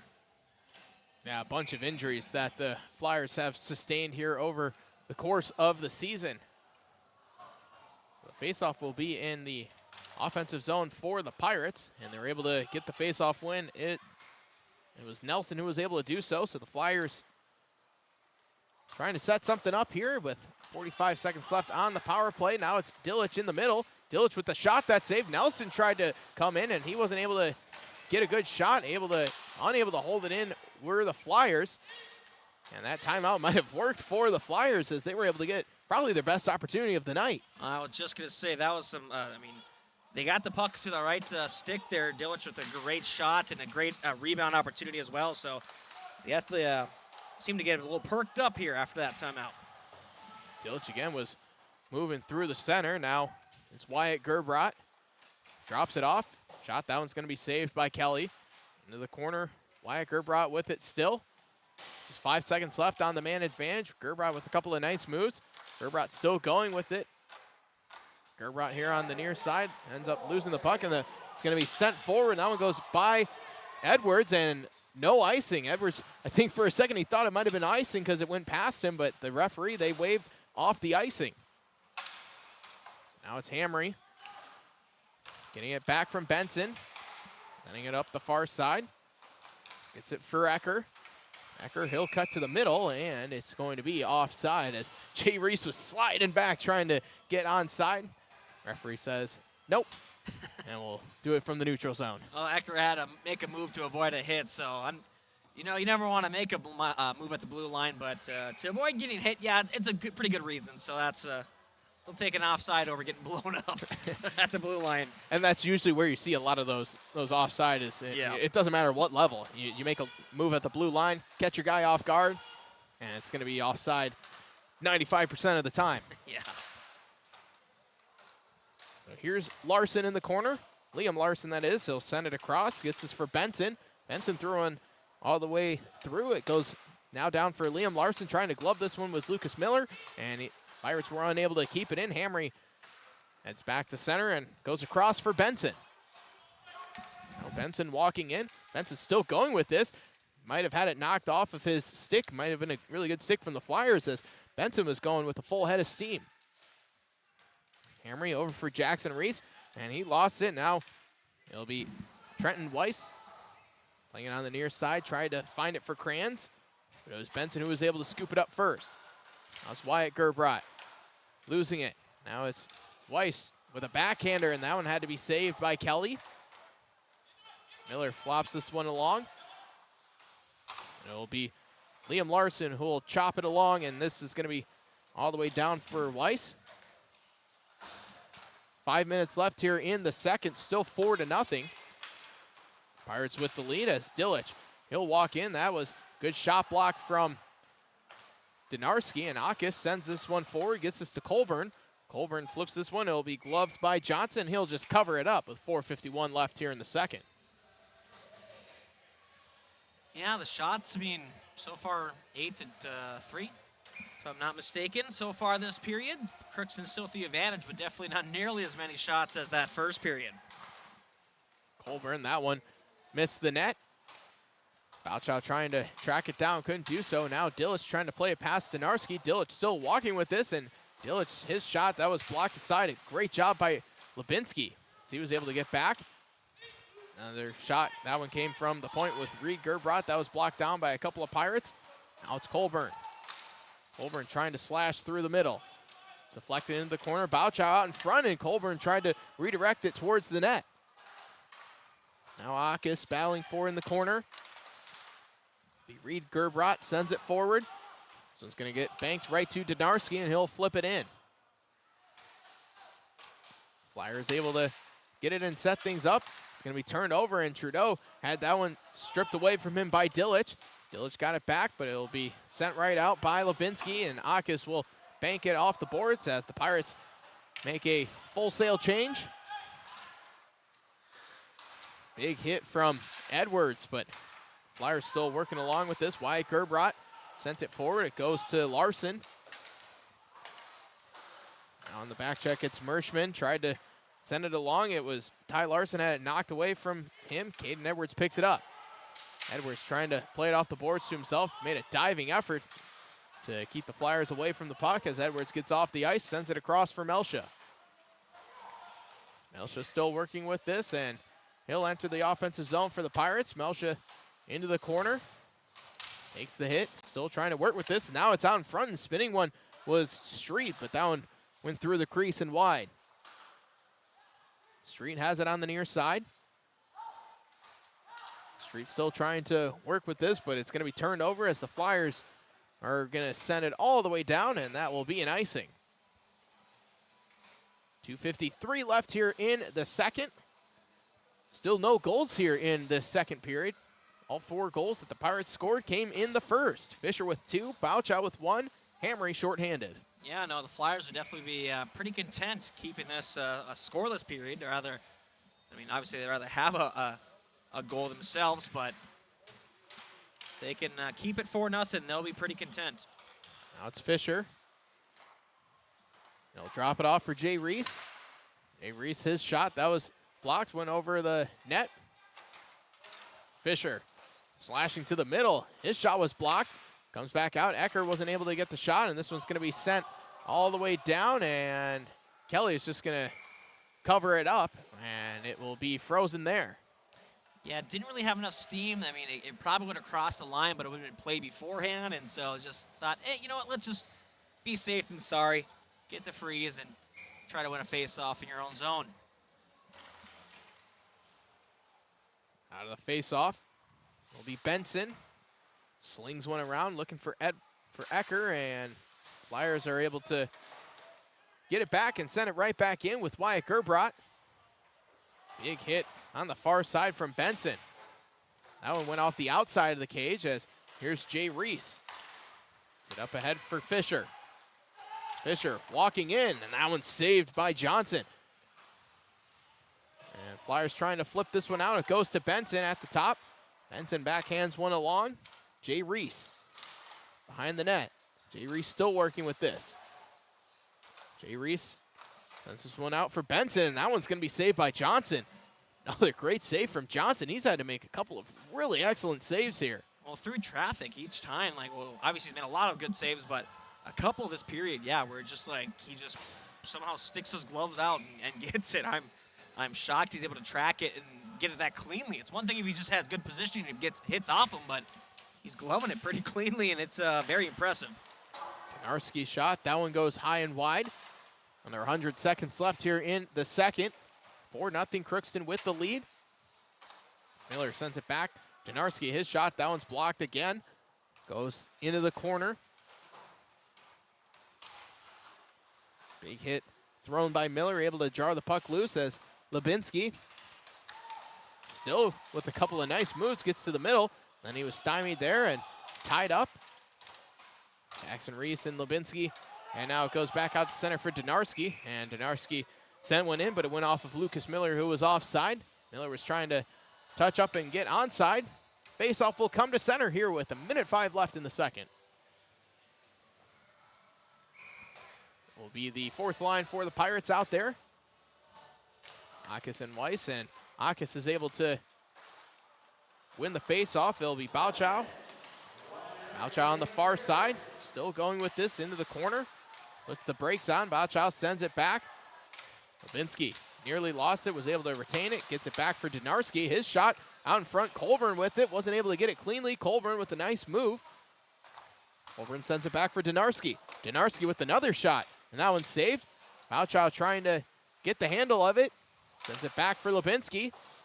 Lubinsky sends one all the way around, and this one is going to be played by the Flyers with half a minute left. Lubinsky able to get possession back. Lubinsky still trying to work through a couple of Flyers. Try to center one, looking for Akis. And it's loose out in front, and Johnson's just going to cover it up. 17.9 seconds left. And Johnson, he's really seeing the puck here in the second. Oh, very well. I mean, granted, the Pirates haven't got as many shots on, but still, I mean, just doing a really good job of tracking it. And again, finding the puck in those screens and the high danger clusters of players and sticks. So, been doing a good job so far. Dangerous shot from Akis. That one just trickled wide.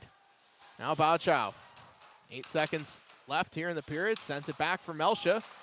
Maybe one last shot, as that one was knocked down out in front, and that is how the period is going to come to a close. No goals scored in the period, a lot of shots, couple of penalties, some power plays we saw, and we'll talk about all of that as it's the second period intermission. It is a 4-0 lead for the Pirates, and we'll be right back.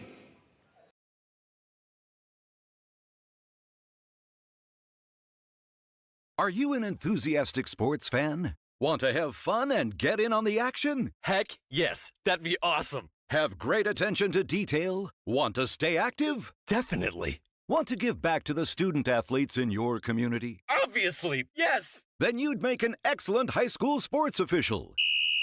We need more officials in Minnesota, because with no high school officials, there are no high school sports. Sign up today at highschoolofficials.com.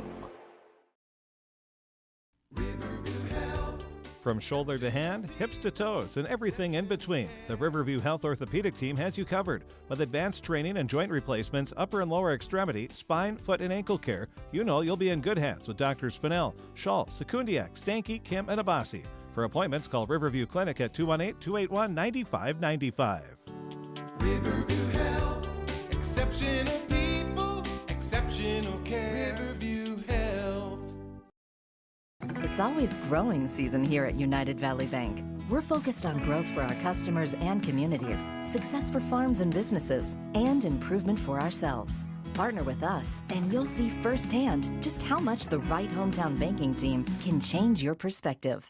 Together, there's no limit to the heights we can reach. United Valley Bank, our roots make us stronger. Member FDIC, an equal housing lender. This is Lindsay Erdman, Executive Director at Benedictine Living Community of Crookston. It is our privilege to serve the Crookston community and the surrounding area by offering a continuum of care ranging from assisted living, skilled nursing care, memory care, short-term stay and rehab, and outpatient therapy, including physical, occupational, and speech therapy. We also offer many employment opportunities with great benefits, on-site daycare, and a scholarship program. Contact us today at 218-281-3424 or benedictinecrookston.org.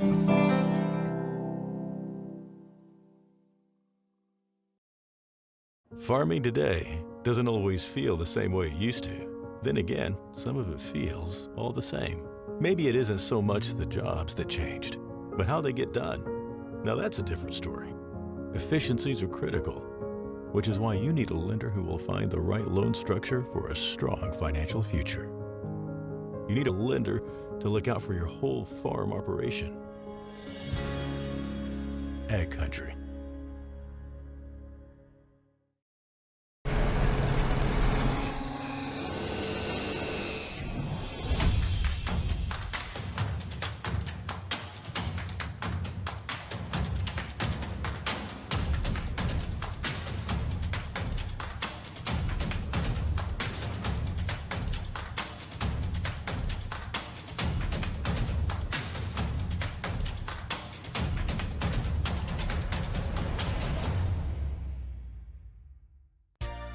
For all of your automotive service needs, call Christian Brothers Ford here in Crookston.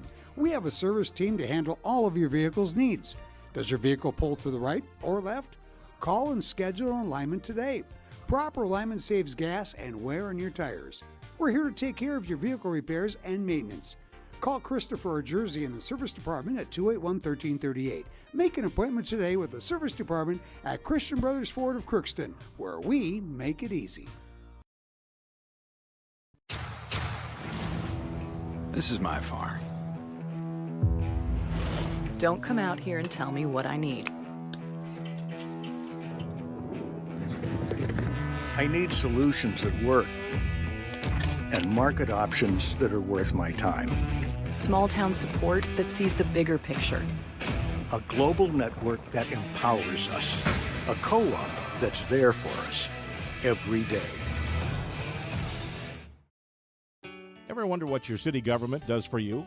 They provide police and fire protection, emergency and disaster preparation, building code and zoning enforcement, street repair, cleaning and snow plowing, curbside garbage and recycling collection, plus spring and fall cleanup weeks.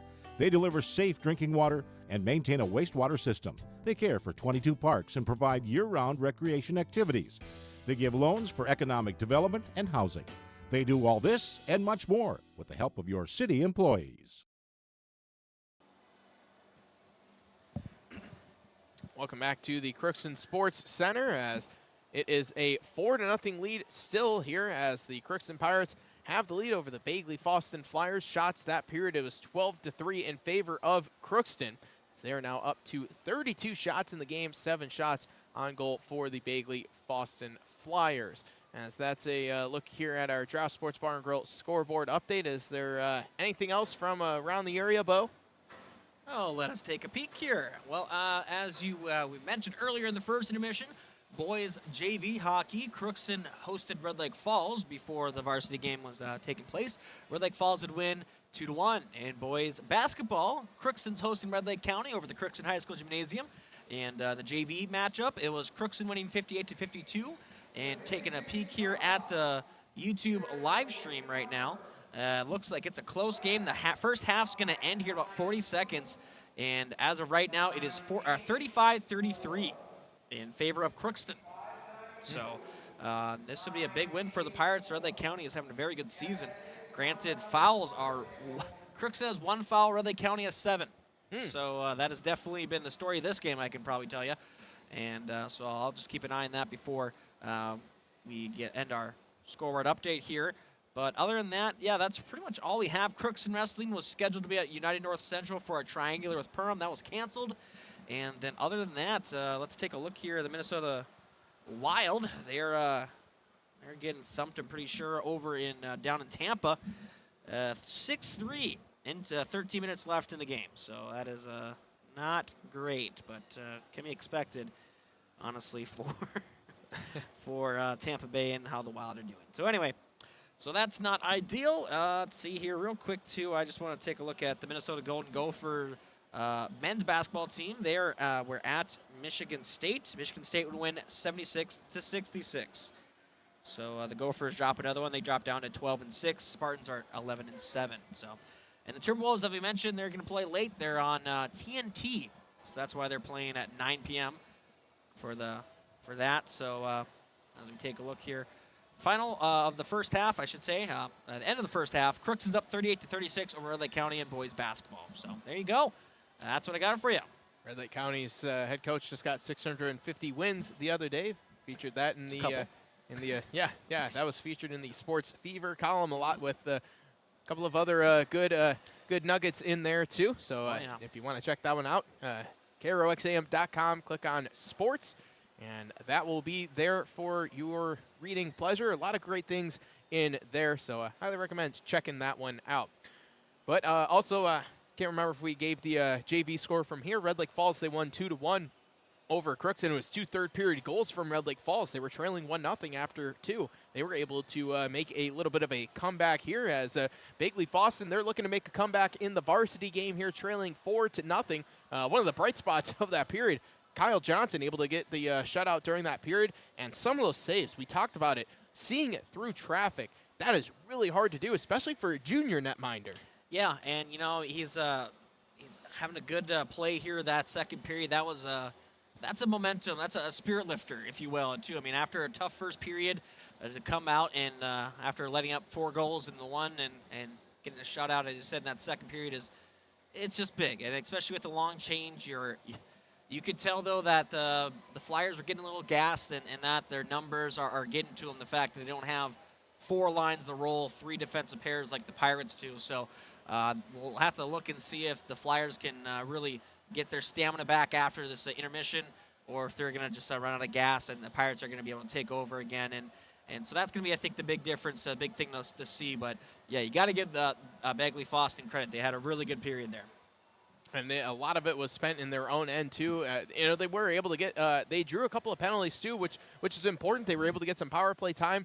But outside of that, when it was 5-on-5, a lot of it has been spent in their own defensive end. So the fact that they were able to keep Crookston off the scoreboard in the second period, hats off to the Flyers and Coach Senshin's squad, because that's really difficult to do when you're playing, probably, the majority of the period in your own end. Yeah, no, I mean, that's the thing.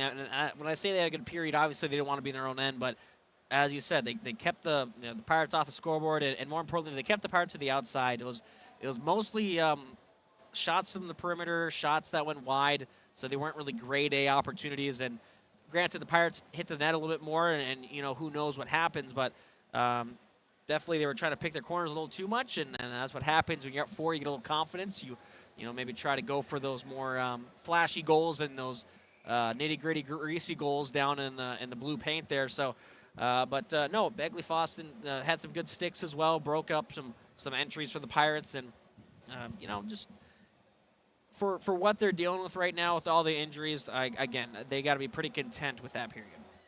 So then what is going to be the Pirates' message here in the second intermission? What are they going to be looking for here with a 4-0 lead?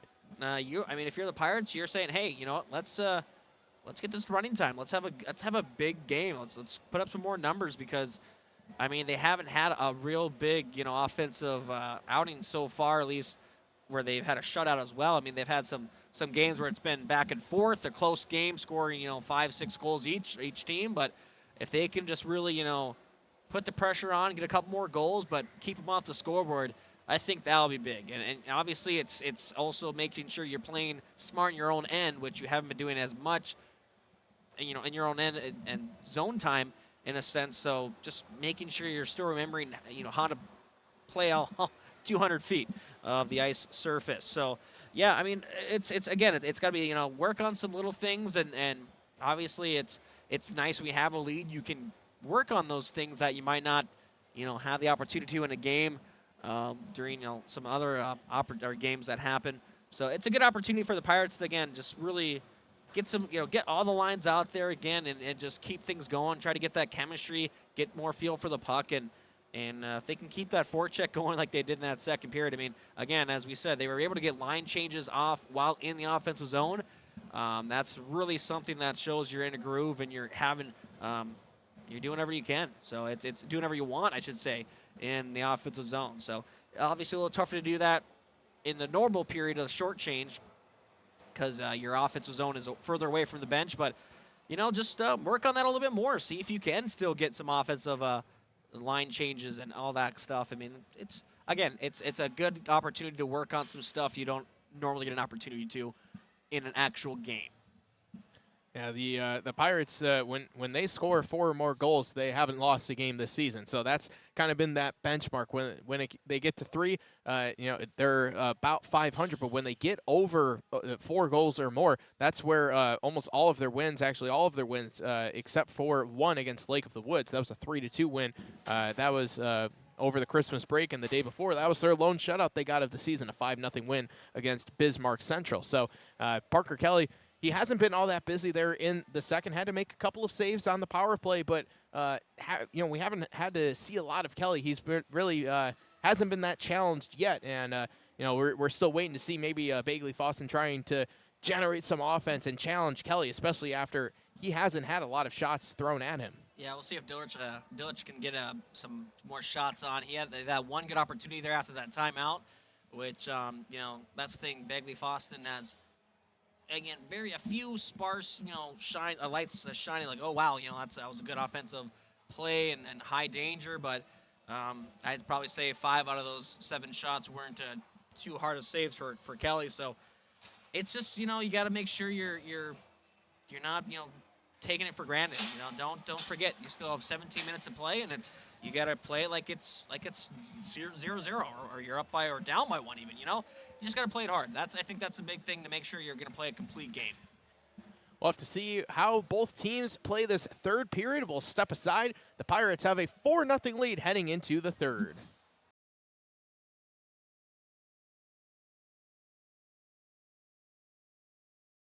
Hi, I'm Dr. Angie Smith, optometrist at the Crookston Eye Clinic and Fosston Eye Clinic. We aim to provide high-quality products to our patients, things that we use ourselves in treating our own dry eye or coatings that we like to use on our own glasses. We offer myopia control contact lenses for children, which are soft contacts that not only correct their vision, but are designed to slow the progression of their nearsightedness. The eyes lead the body, and we are passionate about helping the eyes be safer, sharper, and faster.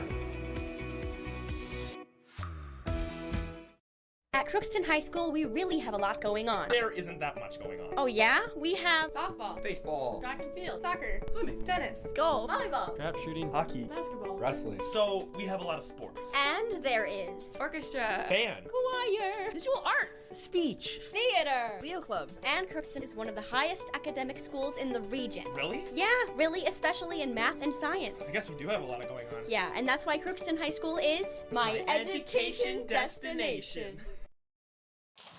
Third period about to begin as it's a face-off win for Liam Larson. Blake Melsha will send it in. Luke Smiller had that one fall off his stick. Melsha with it there, able to keep it in. His shot that was knocked down out in front. Miller in the corner, sends it back for Melsha. Melsha at the top, makes a nice move, fires a shot. That one just missed high and wide.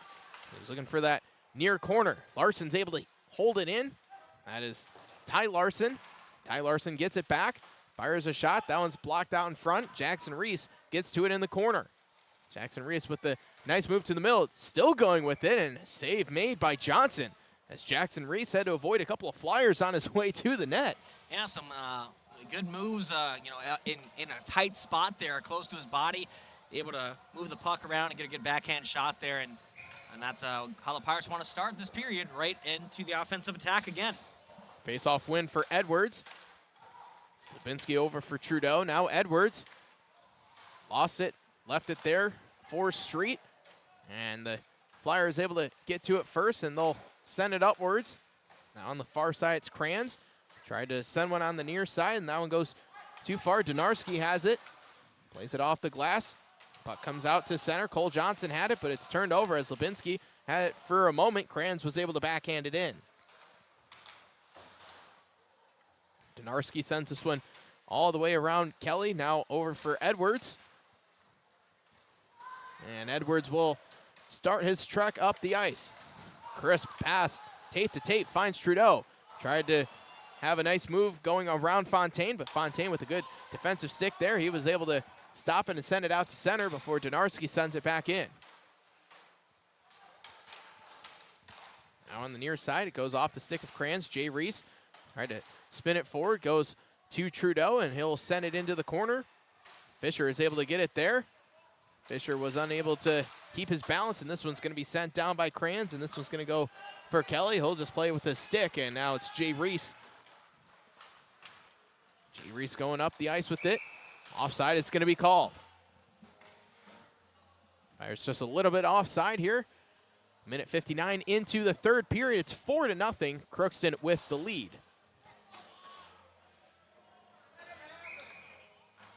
So Jay Reese in the face-off circle. Nelson able to win it for the Flyers. Now on the far side, it's Wyatt Gerbrot. His shot, that one was tracked by Kelly into the corner. So it's going to be sent along. Now it's going to be picked up by Hamry. Hamry lost it behind the cage. Hamry plays it to himself, and Hamry still unable to field it cleanly as he's trying to go up with it on the far side. It's going to be kept in by the Flyers. A shot that was blocked down in front was a little friendly fire as Nelson got in the way of the shot, and now the other way, it's Ecker with the shot. That one goes wide of Johnson. Jay Reese sends it right back for Ecker below the cage. Tried to center one looking for Fisher. That one bounced off his stick. Battle for it in the corner and able to keep it in. A good job by Ecker to keep it in, and this one's going to be covered up by Johnson. 14:08 left here in the third. It's still a 4-0 lead for the Pirates, and they'll have an offensive zone face-off. Yeah, nothing really a high danger as of yet. Besides that Reese probably backhand, that's probably the only one. It's been a lot of missed shots going wide and block shots, so see which team can finally get things actually going on net. There was a shot from Bauchow, able to get a little deflection was Akis out in front, the fourth line out there for the Pirates. Melsha going to work below the goal line, but the Flyers able to come out with this. Bauchow tried to keep it in. He wasn't able to, and so Pirates had to touch up, and that'll give an opportunity for Merschman to send it across. Gets this to Cole, but goes off his stick. Ty Larson kept it in. Ty Larson tried to keep it in again, but goes back to Melsha at his own blue line. Melsha still going with this on the near side. Melsha had to give it up. Will be touched along by Reed Gerbrot. Now it's Colburn. Try to fire a shot. That one goes wide into the corner. Will be the Akis who was trying to get to it first. Now it's Weiss. Over to Reed Gerbrot. Ty Larson on the intercept. Ty Larson will skyhook this one right for Johnson, who will make the catch, and he'll drop it over for Merschman. This one gets sent across. Merschman had it bounce off his stick. Jackson Reese backhands one along. And this one's going to go into the Flyer bench. And we'll have to see where the faceoff will be. Probably in the neutral zone, I would guess, but we'll have to see what the referees, if that's what they're talking about right now. I thought the lineman pointed right at the neutral zone, but it looks like after discussion, go into the offensive zone for the Pirates, or defensive zone for the Flyers, however you look at it. It's a good break for the Pirates, that is. But once again, another faceoff win for the Flyers. They've been able to win a couple of faceoffs here in the third. Big hit thrown in the corner from Lucas Miller as he tried to send it back for Jackson Reese. Now it's Donarski at the top. His shot never got all the way through, and it had to be played by Fontaine as he sends it out. Now it's Nelson. Nelson tried to carry it in. Knocked off his stick by Lipinski. It's Gerbrot who is there. Had that one knocked away, and now it's Lubinski heading up the ice. Lubinski trying to take on 3 Flyers, has to wait for reinforcements. Dropped the pass off for Miller, goes off of his skate. And now it's going to be soccered along by Nelson out to center, and Jackson Reese is there.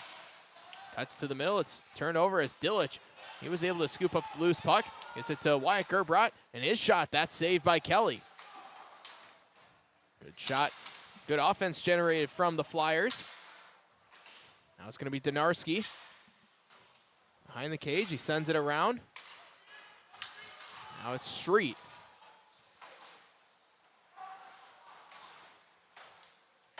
So now on the near side, it's going to be Kranz. Centers one, and it's turned over. Now it's Edwards. Edwards on the near side. Cuts to the middle, and he tried to get through 3 Flyers, and they were all able to knock it away.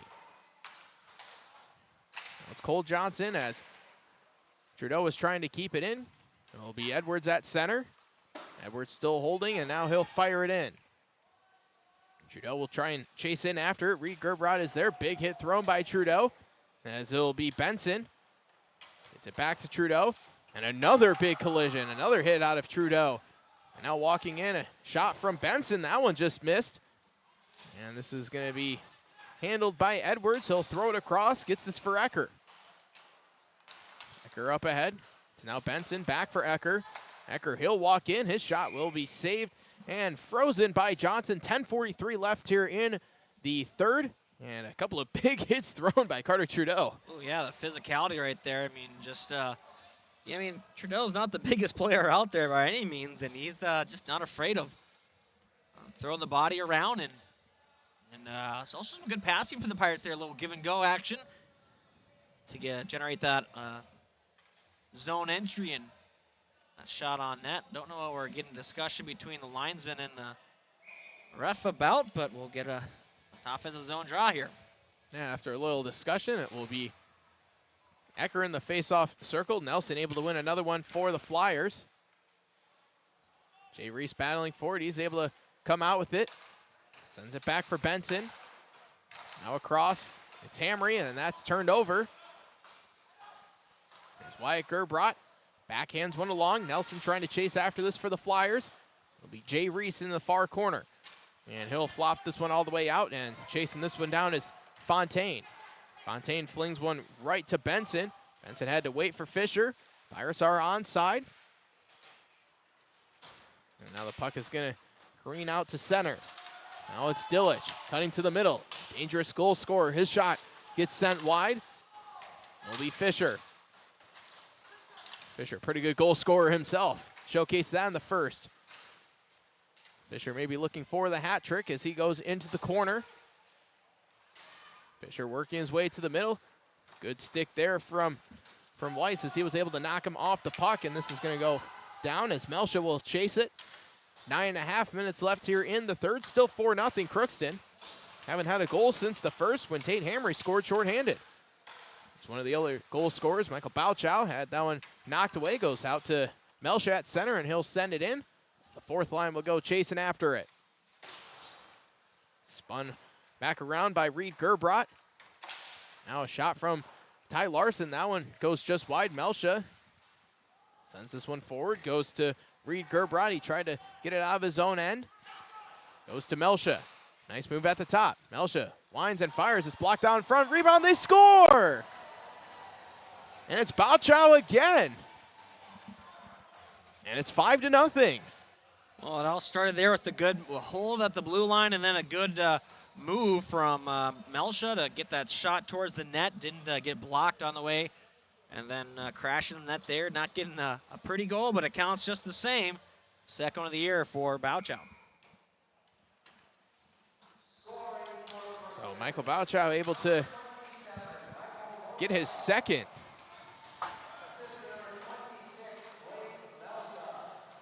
Melsha able to pick up the assist. Melsha with his 5th point of the season. Bauchow with his 3rd point of the season. Akis carries this one in for the Pirates. Now it's Bauchow. Drops it off Lubinski. His shot is going to be gloved by Johnson. 8.5 left here in the third. It's now a 5-0 lead for Crookston. Again, they're just maintaining play in the offensive zone. And as I mentioned before, Bagley-Fosston just gassed. I mean, all these players have been putting in a lot of time on the ice, and you can tell they're just they're trying as hard as they can, but the legs can only do so much at this rate. Narski centering shot, and that one now out in front. It's Jackson Reese. That one goes off the post, and then they score, and we'll have to see. It looks like Jackson Reese is saying he got the goal. Either way, it's 6-0. Yeah, we'll have to wait and see. I think the ref was asking him what happened. So we'll get the official score here, and then also after this, he'll also go into running time with the score being 6-0 in the third period, if I'm not mistaken.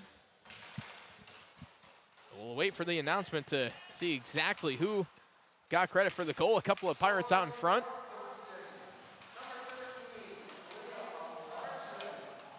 So Liam Larson gets his second. As it was Larson out in front. And this is going to go back as Lubinski will have to chase it all the way down. Liam Larson able to get his second goal of the season. They battle for it in the corner. Now it's Reed Gerbrot trying to send this one over for Nelson. Gets it for Dillich from a tough angle. That one's saved, and again, the net comes off its moorings over there, and Kelly was able to make the save. So once again, Jackson Reese getting the assist as well as Lucas Miller. So again, that third line. That was Lucas Miller, right? Yes. Okay, yes. I was just like, I said that, I'm like, wait, gotta make sure now. So yeah, no, I mean, that's good. That's just great to see your third line getting the more scoring there. I mean, just they're playing very well. I mean, all four lines have been doing exceptional. Jackson Reese with his second assist of the evening. Caden Edwards walking through, and he scores! That one off the glove of Johnson and into the net, and Caden Edwards gets his 6th of the season. Yeah, and we've seen that so far tonight. Johnson, I mean, he has great moments and great saves, but it's a few times now where the puck has just hit the tip of his glove. If his trapper is like another inch or two longer, probably getting a few more saves there. So 7-0, Caden Edwards with the goal. Benson with the shot. That one's going to be gloved. Carter Trudeau gets his 4th assist of the season as Johnson holds on to it. At 10:08. Make sure you got that. I'm just making sure because the clock is running, so I want to make sure we get the official score time. I had a rough estimate, but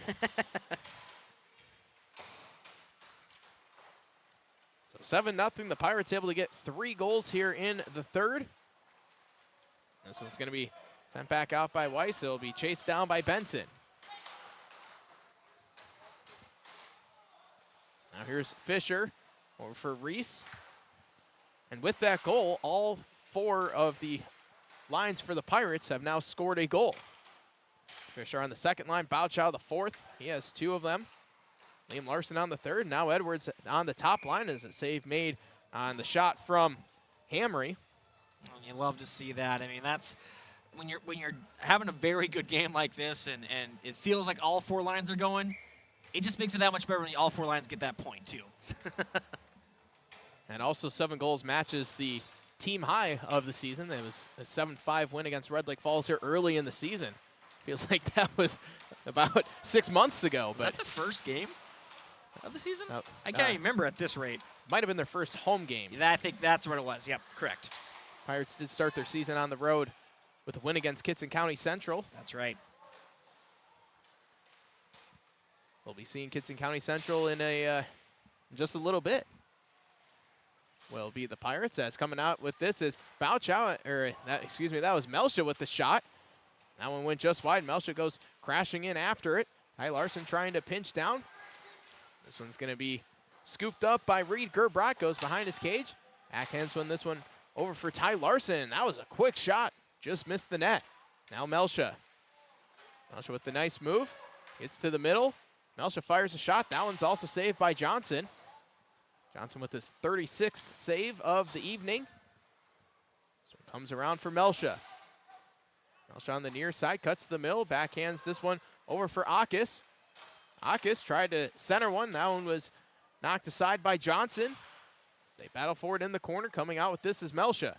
Drops it back, Bouchow. That one skipped off the top of the glove of Johnson, but that one went way over the cage. Flyers able to get it out of their own end. Able to get this to center, still working with this. Now dropping this one off for Brett Berg. That was Wyatt Gerbrot. Now it's going to be Melsha here on the near side. Melsha with a nice move, trying to center one, and that was deflected by Reed Gerbrot. Now able to spin this one out to Lubinsky. He was able to glove it and keep it in. Lubinsky sends this one down for Larson. Liam Larson left it for Lucas Miller. Miller tried to center one. Now it's Jackson Reese in the corner. Comes out with it, had it knocked away. Now Jackson Reese has to go all the way back to his own blue line, and he'll circle around and send it upwards as Jackson Reese still going with it. Now into the middle. It's going to be turned over. Reese tried to send it out. A shot from the point. That one was saved. Jackson Reese with a shot. That one's also saved. Puck is still loose. Now Donarski trying to come in. He's able to knock it over for Miller. And this one's going to go out to center as Jackson Reese gets this one for Lubinsky. Now Lubinsky up, still going with it. Lubinsky cuts it to the middle. Now it's Miller. Back for Donarski. Donarski with another hard shot. That one goes just wide. Lubinsky sends one forward. It takes a deflection out into the middle. Crayons will send this one all the way down. It'll be an icing. We're coming up on 2 minutes left here in the third. 7-0. The Pirates with the lead. Yeah, the Pirates obviously they want to just try to close out this game and prefer to keep that shutout. Either way, looks like they're going to improve their record and get another game above 500. Love to see that, as they will be improving to 8-6. Puck gets deflected out of play. We'll have their next game here on the radio when they take on Little Falls. That will be on Saturday. It'll be an afternoon game, and Little Falls, a pretty impressive team. Yeah. Yeah, that's a top 20 team. Actually, I think they're ranked 11th this week earlier in the rankings. So should be a big test for the Pirates. And, you know, that's kind of what this is the game that you want to have right before you're taking on a tough team and get some confidence. Now walking in with this is Colburn. Sends this across for Akis. Tried to get it through. Akis centering pass, and he tried to get it to Colburn, but it went just through. Colburn able to hold it in. Akis goes chasing after this in the corner. Akis still going with this behind the cage. This one's going to be over for Trudeau. Drop it back. And Benson, his pass goes behind the blue line, so the Pirates still have to touch up with 45 seconds left. Now it's Colburn keeping it in. It's for Trudeau.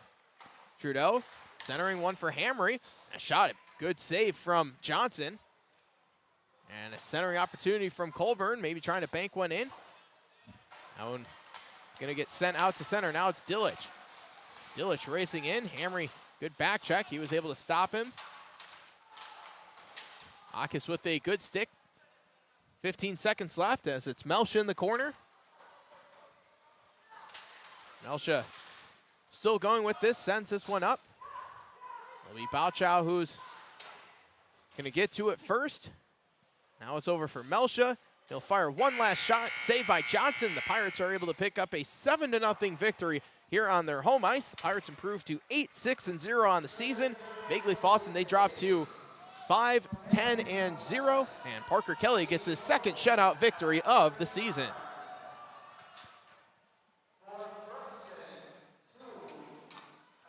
So we are going to step aside. We will take a break. We will begin our post-game show. We'll hear from Coach Hardy, a player, maybe even a couple of players. We'll have to see how many Coach Hardy brings up with him. 7-0 is the score. Crookston gets the victory over Bagley-Fosston.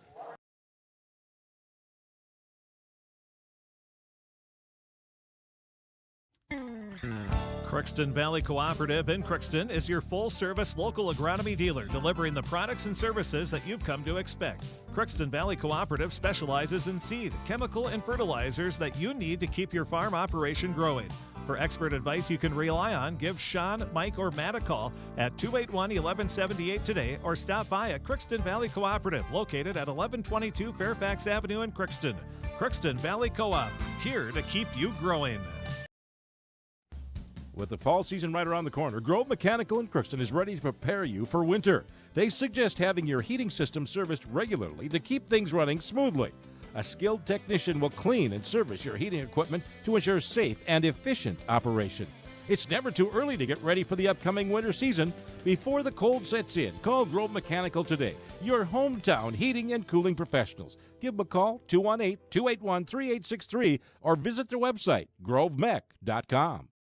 Shopping for groceries is easier than ever with Hugo's Family Marketplace. To simplify life, Hugo's offers convenient online shopping with delivery or curbside pickup at gohugos.com. Even better, shop on the go with the Hugo's Family Marketplace smartphone app. Download e-coupons, recipes, grocery lists, weekly ads, and place your grocery order right from your phone. Save time and save big with Hugo's Family Marketplace, your hometown grocer since 1939. You're gonna find more low prices, more great stuff when you go to Hugo's. Are you an enthusiastic sports fan? Want to have fun and get in on the action? Heck yes, that'd be awesome. Have great attention to detail? Want to stay active? Definitely. Want to give back to the student athletes in your community? Obviously, yes. Then you'd make an excellent high school sports official. We need more officials in Minnesota, because with no high school officials, there are no high school sports. Sign up today at highschoolofficials.com. From shoulder to hand, hips to toes, and everything in between, the Riverview Health Orthopedic team has you covered. With advanced training and joint replacements, upper and lower extremity, spine, foot, and ankle care, you know you'll be in good hands with Drs. Spinell, Schall, Sekundiak, Stanky, Kim, and Abasi. For appointments, call Riverview Clinic at 218-281-9595. Riverview Health, exceptional people, exceptional care. Riverview Health. It's always growing season here at United Valley Bank. We're focused on growth for our customers and communities, success for farms and businesses, and improvement for ourselves. Partner with us, and you'll see firsthand just how much the right hometown banking team can change your perspective. Together, there's no limit to the heights we can reach. United Valley Bank, our roots make us stronger. Member FDIC, an equal housing lender. This is Lindsay Erdman, Executive Director at Benedictine Living Community of Crookston. It is our privilege to serve the Crookston community and the surrounding area by offering a continuum of care ranging from assisted living, skilled nursing care, memory care, short-term stay and rehab, and outpatient therapy, including physical, occupational, and speech therapy. We also offer many employment opportunities with great benefits, on-site daycare, and a scholarship program. Contact us today at 218-281-3424 or benedictinecrookston.org.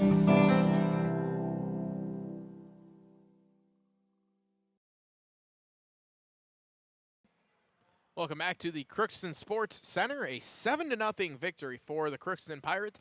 They were able to get 4 in the first, 3 in the third, and Parker Kelly able to get his second shutout of the season. Able to stop all 9 shots that he faced. And impressive game out of Kyle Johnson. He was able to put together 39 saves, which is really impressive in the losing effort for the Flyers. Let's take a look at all the scoring that took place here this evening. It was Garrett Fisher. He was able to open up the first period with a goal, and then about 3 minutes later, it was Garrett Fisher scoring his second of the game. That actually ended up being his 7th of the season. So now Garrett Fisher pulls ahead in the Pirate scoring race, if you will. He has the most on the team right now. Grayson Ecker and Riley Benton able to get the assists on that one. Then Michael Balchow, he was able to score for the first time this season off of an assist from Jackson Reese. Tate Hamry, he scored shorthanded, and that put the Pirates up 4-0. No scoring in the second, and then in the third, it was Michael Balchow again off a nice feed from Blake Melsha. Balchow end of the game. Then Liam Larson, he was able to crashed the net as a couple of Pirates, they were there out in front. It was Liam Larson getting credit for that one, Jackson Reese and Lucas Miller getting the assist there as the third line able to combine for the goal. And then it was Caden Edwards. He was able to score his 6th of the season. He's now up to 9 points, so right behind Garrett Fisher in both points and in scoring. Caden Edwards able to get his 6th of the season off of a pass from Carter Trudeau. And Carter Trudeau, he gets his 4th assist and 4th point of the season. And that was all the scoring there in the game. No penalties called in the third as Bagley-Fosston, they were called for 3 penalties all in the first. Pirates, they were called for 4, 2 in the first and 2 in the second. As also in the JV game, we should also mention that Red Lake Falls, they won that one 2-1 over Crookston. So that's our Draft Sports Bar and Grill scoreboard update. Bo, you have any other scores that we can take a look at right now? Well, in the JV game for Crookston boys basketball, Crookston, they're hosting Red Lake County over the Crookston High School Gymnasium. Crookston won the JV game 58-52 as of right now with, let's just make sure I got the most recent, 5:27 left in the second half. Red Lake County has jumped ahead 66-59, so pretty close game there, but the Pirates already with 10 fouls this half, so already the Rebels already in the double bonus, so that definitely will help them out. But anyway, so we'll see how that game goes. It's a close game, which is good for the Pirates, so that Red Lake County is having a good year so far. So other than that, the Minnesota Wild lose big time 7-3, tough loss down in Tampa Bay. And then the Minnesota Golden Gophers, they in men's basketball lose to Michigan State by a score of 76-66. As we said, the Minnesota Timberwolves, they'll get going here in about 9 minutes. They'll finally start their game at the Target Center. Again, it's 9 p.m. Central Time start. I understand they're on TNT. I get it, but it's like there's got to be a West Coast team that can have a later start, or you know what? Like it just seems really weird to me that you're making people stay up that long on a Thursday night. Whatever, you know, that's just the old man in me, I guess. So, but no, that's all we got for finals as of right now. It'll be a late one there for the Timberwolves, but might be worth the watch as they've been off to a really great first quarter, maybe first third of the season, coming up on the halfway point there. As we have Coach Hardy, he is gonna come on in and put the headset on, and he'll join us for an interview. And have to see who's going to be on their way for an interview. Should be. Well, yeah, we got Parker Kelly's coming to avenge himself after Tegan kind of threw him under the bus last game. So I'm letting PK come on up, and yeah, I'm excited to hear what he has. The boys got her on the screen in the locker room already. He's a little nervous, so we'll see how he does. well, Parker, if you're listening, don't be nervous. We'll give you some easy questions there. We'll get him going. All right. As we're now joined by the head coach of the Crookston Pirates, Coach Josh Hardy. And, Coach, well, 7-0 win. Got off to a really fast start, though. I mean, we talked about it in the pregame, right? We got to get out to a quick start, kind of impose our will on the game, and I thought we did a really nice job of that in the first period. It was boy, I don't know what Garrett Fisher had for pregame, but I want a double order because he had a double order of goals right out of the rip. We're gonna have to see here. I'll have to ask him. Yeah, man, it's kind of put one on net and goes in the 5-hole. Great shot or great play from the back door, and then Grace Necker throws one out front and he gets a stick on it right away. So not two like pretty goals, but hey, they don't ask how you did it. They ask how many, right? And then how about Michael Bouchow? You know, he started off the season, then got hurt, comes back, and then he gets 2 goals here in this one. Super proud of him. He was the guy wearing the chain tonight. Or did he give it to you, PK? Or okay. So he was wearing the chain and the helmet tonight. But Michael's a great kid. He had surgery on his nose over Christmas break and was right back at it. Got back into it. Really didn't miss too much time, which was nice. And then he just is a kid that works really, really hard. He does things the right way. So it's exciting to see him get rewarded. And we were laughing. He 2 goals tonight. He's got 4 goals in his career, and they've come in 2 games. He had 2 goals last year against Lake of the Woods, which were really big ones for us last year. So super proud of him to get to there. Excited to see kids get rewarded like that. Well, and then Tate Hammer gets a shorthanded goal there as well, and that was a really excellent play from Tate. man, what a beauty, eh? He shot that thing hard, hit the water bottle. And Tate has, he's just scratching the surface of his potential. He is going to be an extremely good hockey player. He works super hard. He's in the weight room every morning. And, you know, he's just building that confidence of, hey, I can, you know, do this with the puck, and I can protect it here, and I can skate it up like that. And yeah, he made a great play on the PK there and came down and sniped. So we're going to need a little bit more of that here in the second half of the season from him. And yeah, what a great play by that kid. And then the third line doing what they do best, crashing the net, but getting a lot of energy. You got a couple of guys down there, and it was helter-skelter. Who knew it was going to get the goal? It ended up being Liam Larson who punched that one in. Still some controversy about it. Reese said that it was his stick. Liam said his stick was in front of it. Yeah, they were good. They were good all night, I thought. They really worked hard. They were physical. They, like you said, they got pucks to the net. They did things the right way, and were able to you know, get rewarded with what they had. Did Jackson have one tonight too?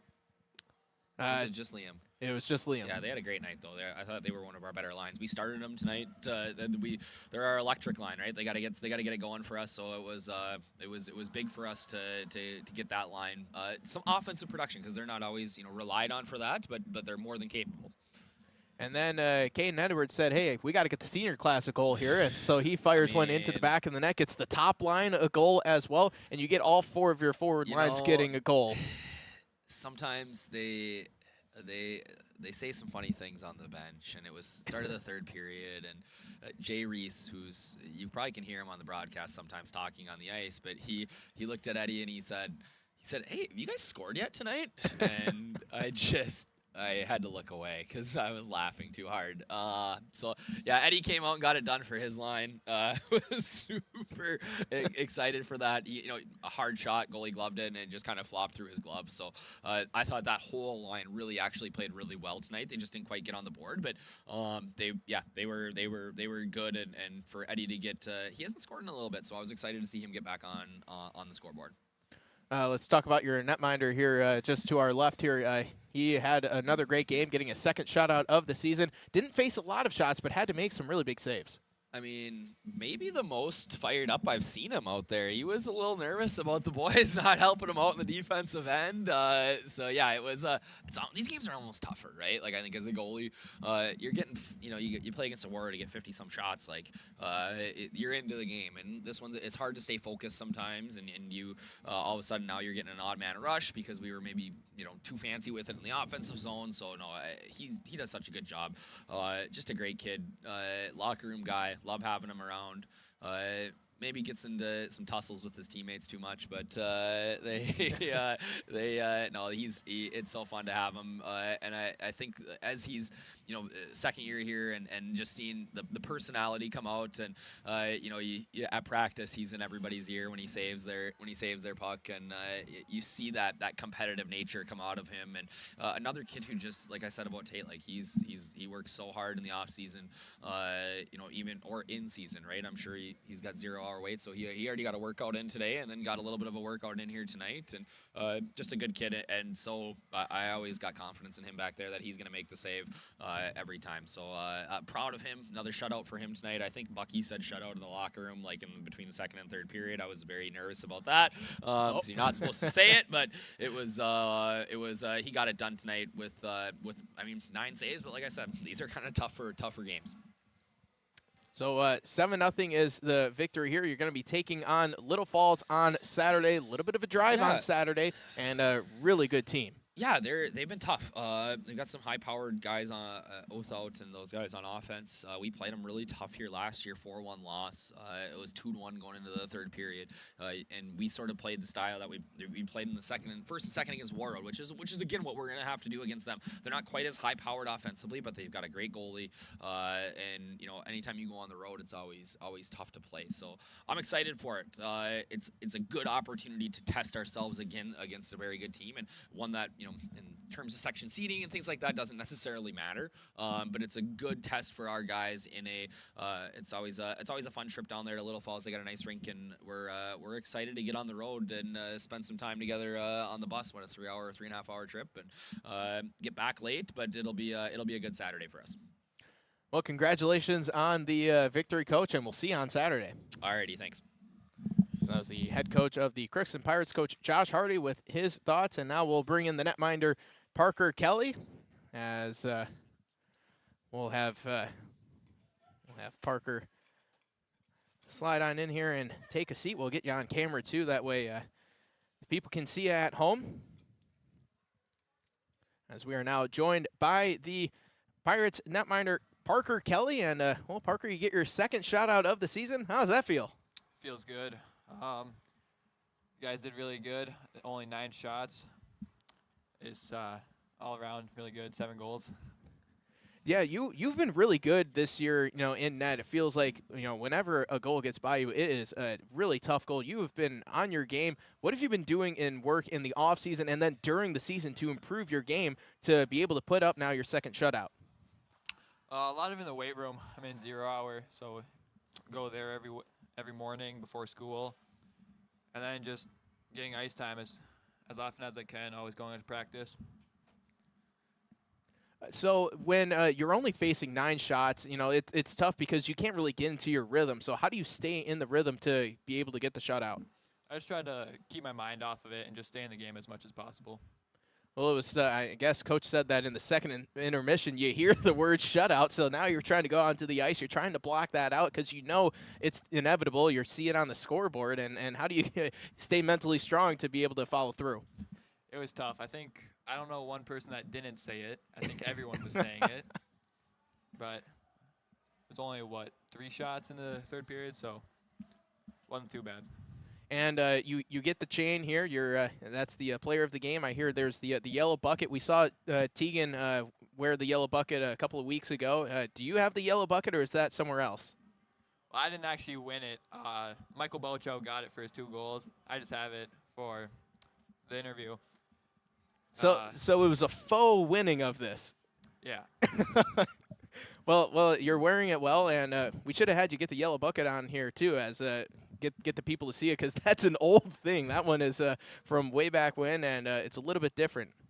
Yeah, it's pretty old. It's pretty tight when you wear it. But it was a really it was a group effort. You guys were able to get all 4 lines. They were able to score. You even get a shorthanded goal out of Tate Hamry too. What are you seeing out there in front of you from the guys on the ice? Well, it's just big. Just good hard shots and crashing the net, putting up 7 goals. It's not easy. And you're getting production from all 4 lines too. That's got to be really nice as a goalie, seeing that, hey, all 4 of my lines, they can score at any time. Yeah, it's really helpful not doubting a single line out there, knowing they can do something whenever they're out there. And also the defensive pairing too. We've seen, pretty much every defender that every defenseman that played tonight, they have at least 1 goal on the season. So, and you get one from Tate too. So you get to see, like, not only are your forwards producing in all 4 lines, but also all 3 defensive lines. They're capable of scoring, and that's got to be really nice and kind of take some of the pressure off of you. Yeah, our defense are really good at going coast to coast, getting it up the ice, and then making a play, especially Tegan and Tate. It's just nice to see that.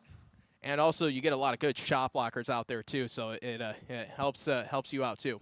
Yeah, Ryan Street is awesome at blocking shots. I think he has like 15 to 20 block shots on the season, and they're really big. Well, so you get the win, and you'll be taking on Little Falls on Saturday. What's that bus ride going to be like? It's going to be fun. Definitely going to be bringing some stuff, probably playing some Among Us. I think they're going to bring an Xbox. I don't know how they're going to get Wi-Fi. Probably probably data. But I heard they're having a Chell tourney, so that's going to be nice. All right, so who are we going to be playing as in Chell? I don't know if I'm going to be playing in it, but I know the seniors and probably some of the sophomores will be in it. So we'll have to see how that goes, and I'm going to be curious to see how you guys get the Xbox fired up on the bus on the way down there. It's going to be a long trip, but should be a good one there. And again, congratulations on getting the shutout win and getting the chain for the folks at home. Thank you. So that was Parker Kelly here joining us on our post-game show here on KROX. Again, it was a 7-0 win for the Pirates. They were able to get goals from all 4 lines, and also Tate Hamry shorthanded as well. Garrett Fisher scoring 2 goals. He scored the first 2 goals of the game. Michael Bouchow able to get the third goal of the first period. Tate Hammery getting the shorthanded goal. That one capped off the first. And then 3 third-period goals. It was Michael Bouchow with his second. Liam Larson getting the 6th goal. And then it was Caden Edwards able to get the 7th and final goal of the evening. As I suppose we'll just do one last Draft Sports Bar and Grill scoreboard update before we sign off. Again, in the JV game, Red Lake Falls, they won that one 2-1 with a third period comeback. And I believe we'll have to check and see what the Pirate Boys basketball team is up to right now, as that one was close to an end. Yeah, that one was. They're in a commercial break right now, so I'll keep an eye on that. And otherwise, other scores in the JV game for that one. Again, that was Crookston winning 58-52, and then Minnesota Wild lose 7-3 down at Tampa Bay, and the Gophers men's basketball team loses in Michigan State, and that was by a score of 66-76. And we'll see here if we'll have to wait and see. I'm surprised Kristen didn't text me and let me know the score. He was pretty good about that the first half. But either way, so, of course, that's how it goes. So, but either way, yeah, that's what we have for you today, for tonight. Again, no other Crookston sports in action. So, no, I mean, I think we might just have to look good. So I'll let you we'll look around here. We'll take a full look here at our Draft Sports Bar and Grill scoreboard update. Park Rapids, they're up over Breckenridge Wahpeton 5-2 with about 5 minutes left in the third. This is boys hockey. Let's see if there's any other boys hockey results from the area. It doesn't look like there's a whole lot in boys hockey. Let's take a look at the girls hockey scene. As it was Moorhead, they defeated Roseau 3-2. That was girls hockey. Really, all the girls hockey scores from the area that we can send along to you. And girls basketball, Sacred Heart, they defeat Winona Waubun 70-54. And let's see here if there's any. Northern Freeze defeats Lake of the Woods 59-20. And okay, here we go. So Red Lake County in boys basketball defeats Crookston 76-63. So there's your final there. A close game for the Pirates against a very good Red Lake County team, but looks like they fall a little short there. Taking a look and seeing if there are any other boys basketball scores from around the area. Minoan Waubun, they defeated Sacred Heart 66-59 in boys hoops. Goodrich Grigla is up on Winnie Mac 43-39 at the half. Red Lake, they defeat Black Duck 100-58. And Fertile Beltrami, they won 81-23 over Badger Greenbush Middle River. And we'll have to see what other scores we can find. East Grand Forks, they defeat Fawson 77-58. As we take a look at some of the AA scores, if there's anything else from around the area. And having to see if there's anything else that we can pass along to you. Not really on the boys basketball scene. And I believe we covered most, if not all, of the girls basketball games. So we'll call that one good. We'll pass this one along. Thief River Falls 73, Roseau 64 in girls hoops. Yeah, so that one, again, we started a little early, so most of the games will probably be close to wrapping up now. And we'll have the scoreboard or our score sheet updated on our website. Go to krxam.com, click under sports, and click under the weekly schedule, and click on Thursday, and we'll have that up here. Probably updated within the next hour. I would assume Chris is probably working on that, getting scores posted. So we will have the story for this one posted later tonight as well. Again, same place, krxam.com. Click on sports. We will have that one for the story, the stats, the pictures, the interviews with both Coach Hardy and Parker Kelly. That and all more on our website, krxam.com. Once again, the Pirates, they win this one 7-0 over Bagley-Fosston. They get the victory. Thanks to all of our sponsors who helped make this possible. Without our great sponsors, we would not be able to do this. So the best way to thank those sponsors is to patronize them. If you're unable to patronize them, at the very least, you can stop in and say thank you for being a sponsor of high school athletics here on KROX. Once again, final score, 7-0. Crookston gets the victory. They improve to 8-6-0 on the season. We'll have their next game at Little Falls on Saturday afternoon. That will be just on the radio side. Hope you join us then. And until then, we'll see you next time on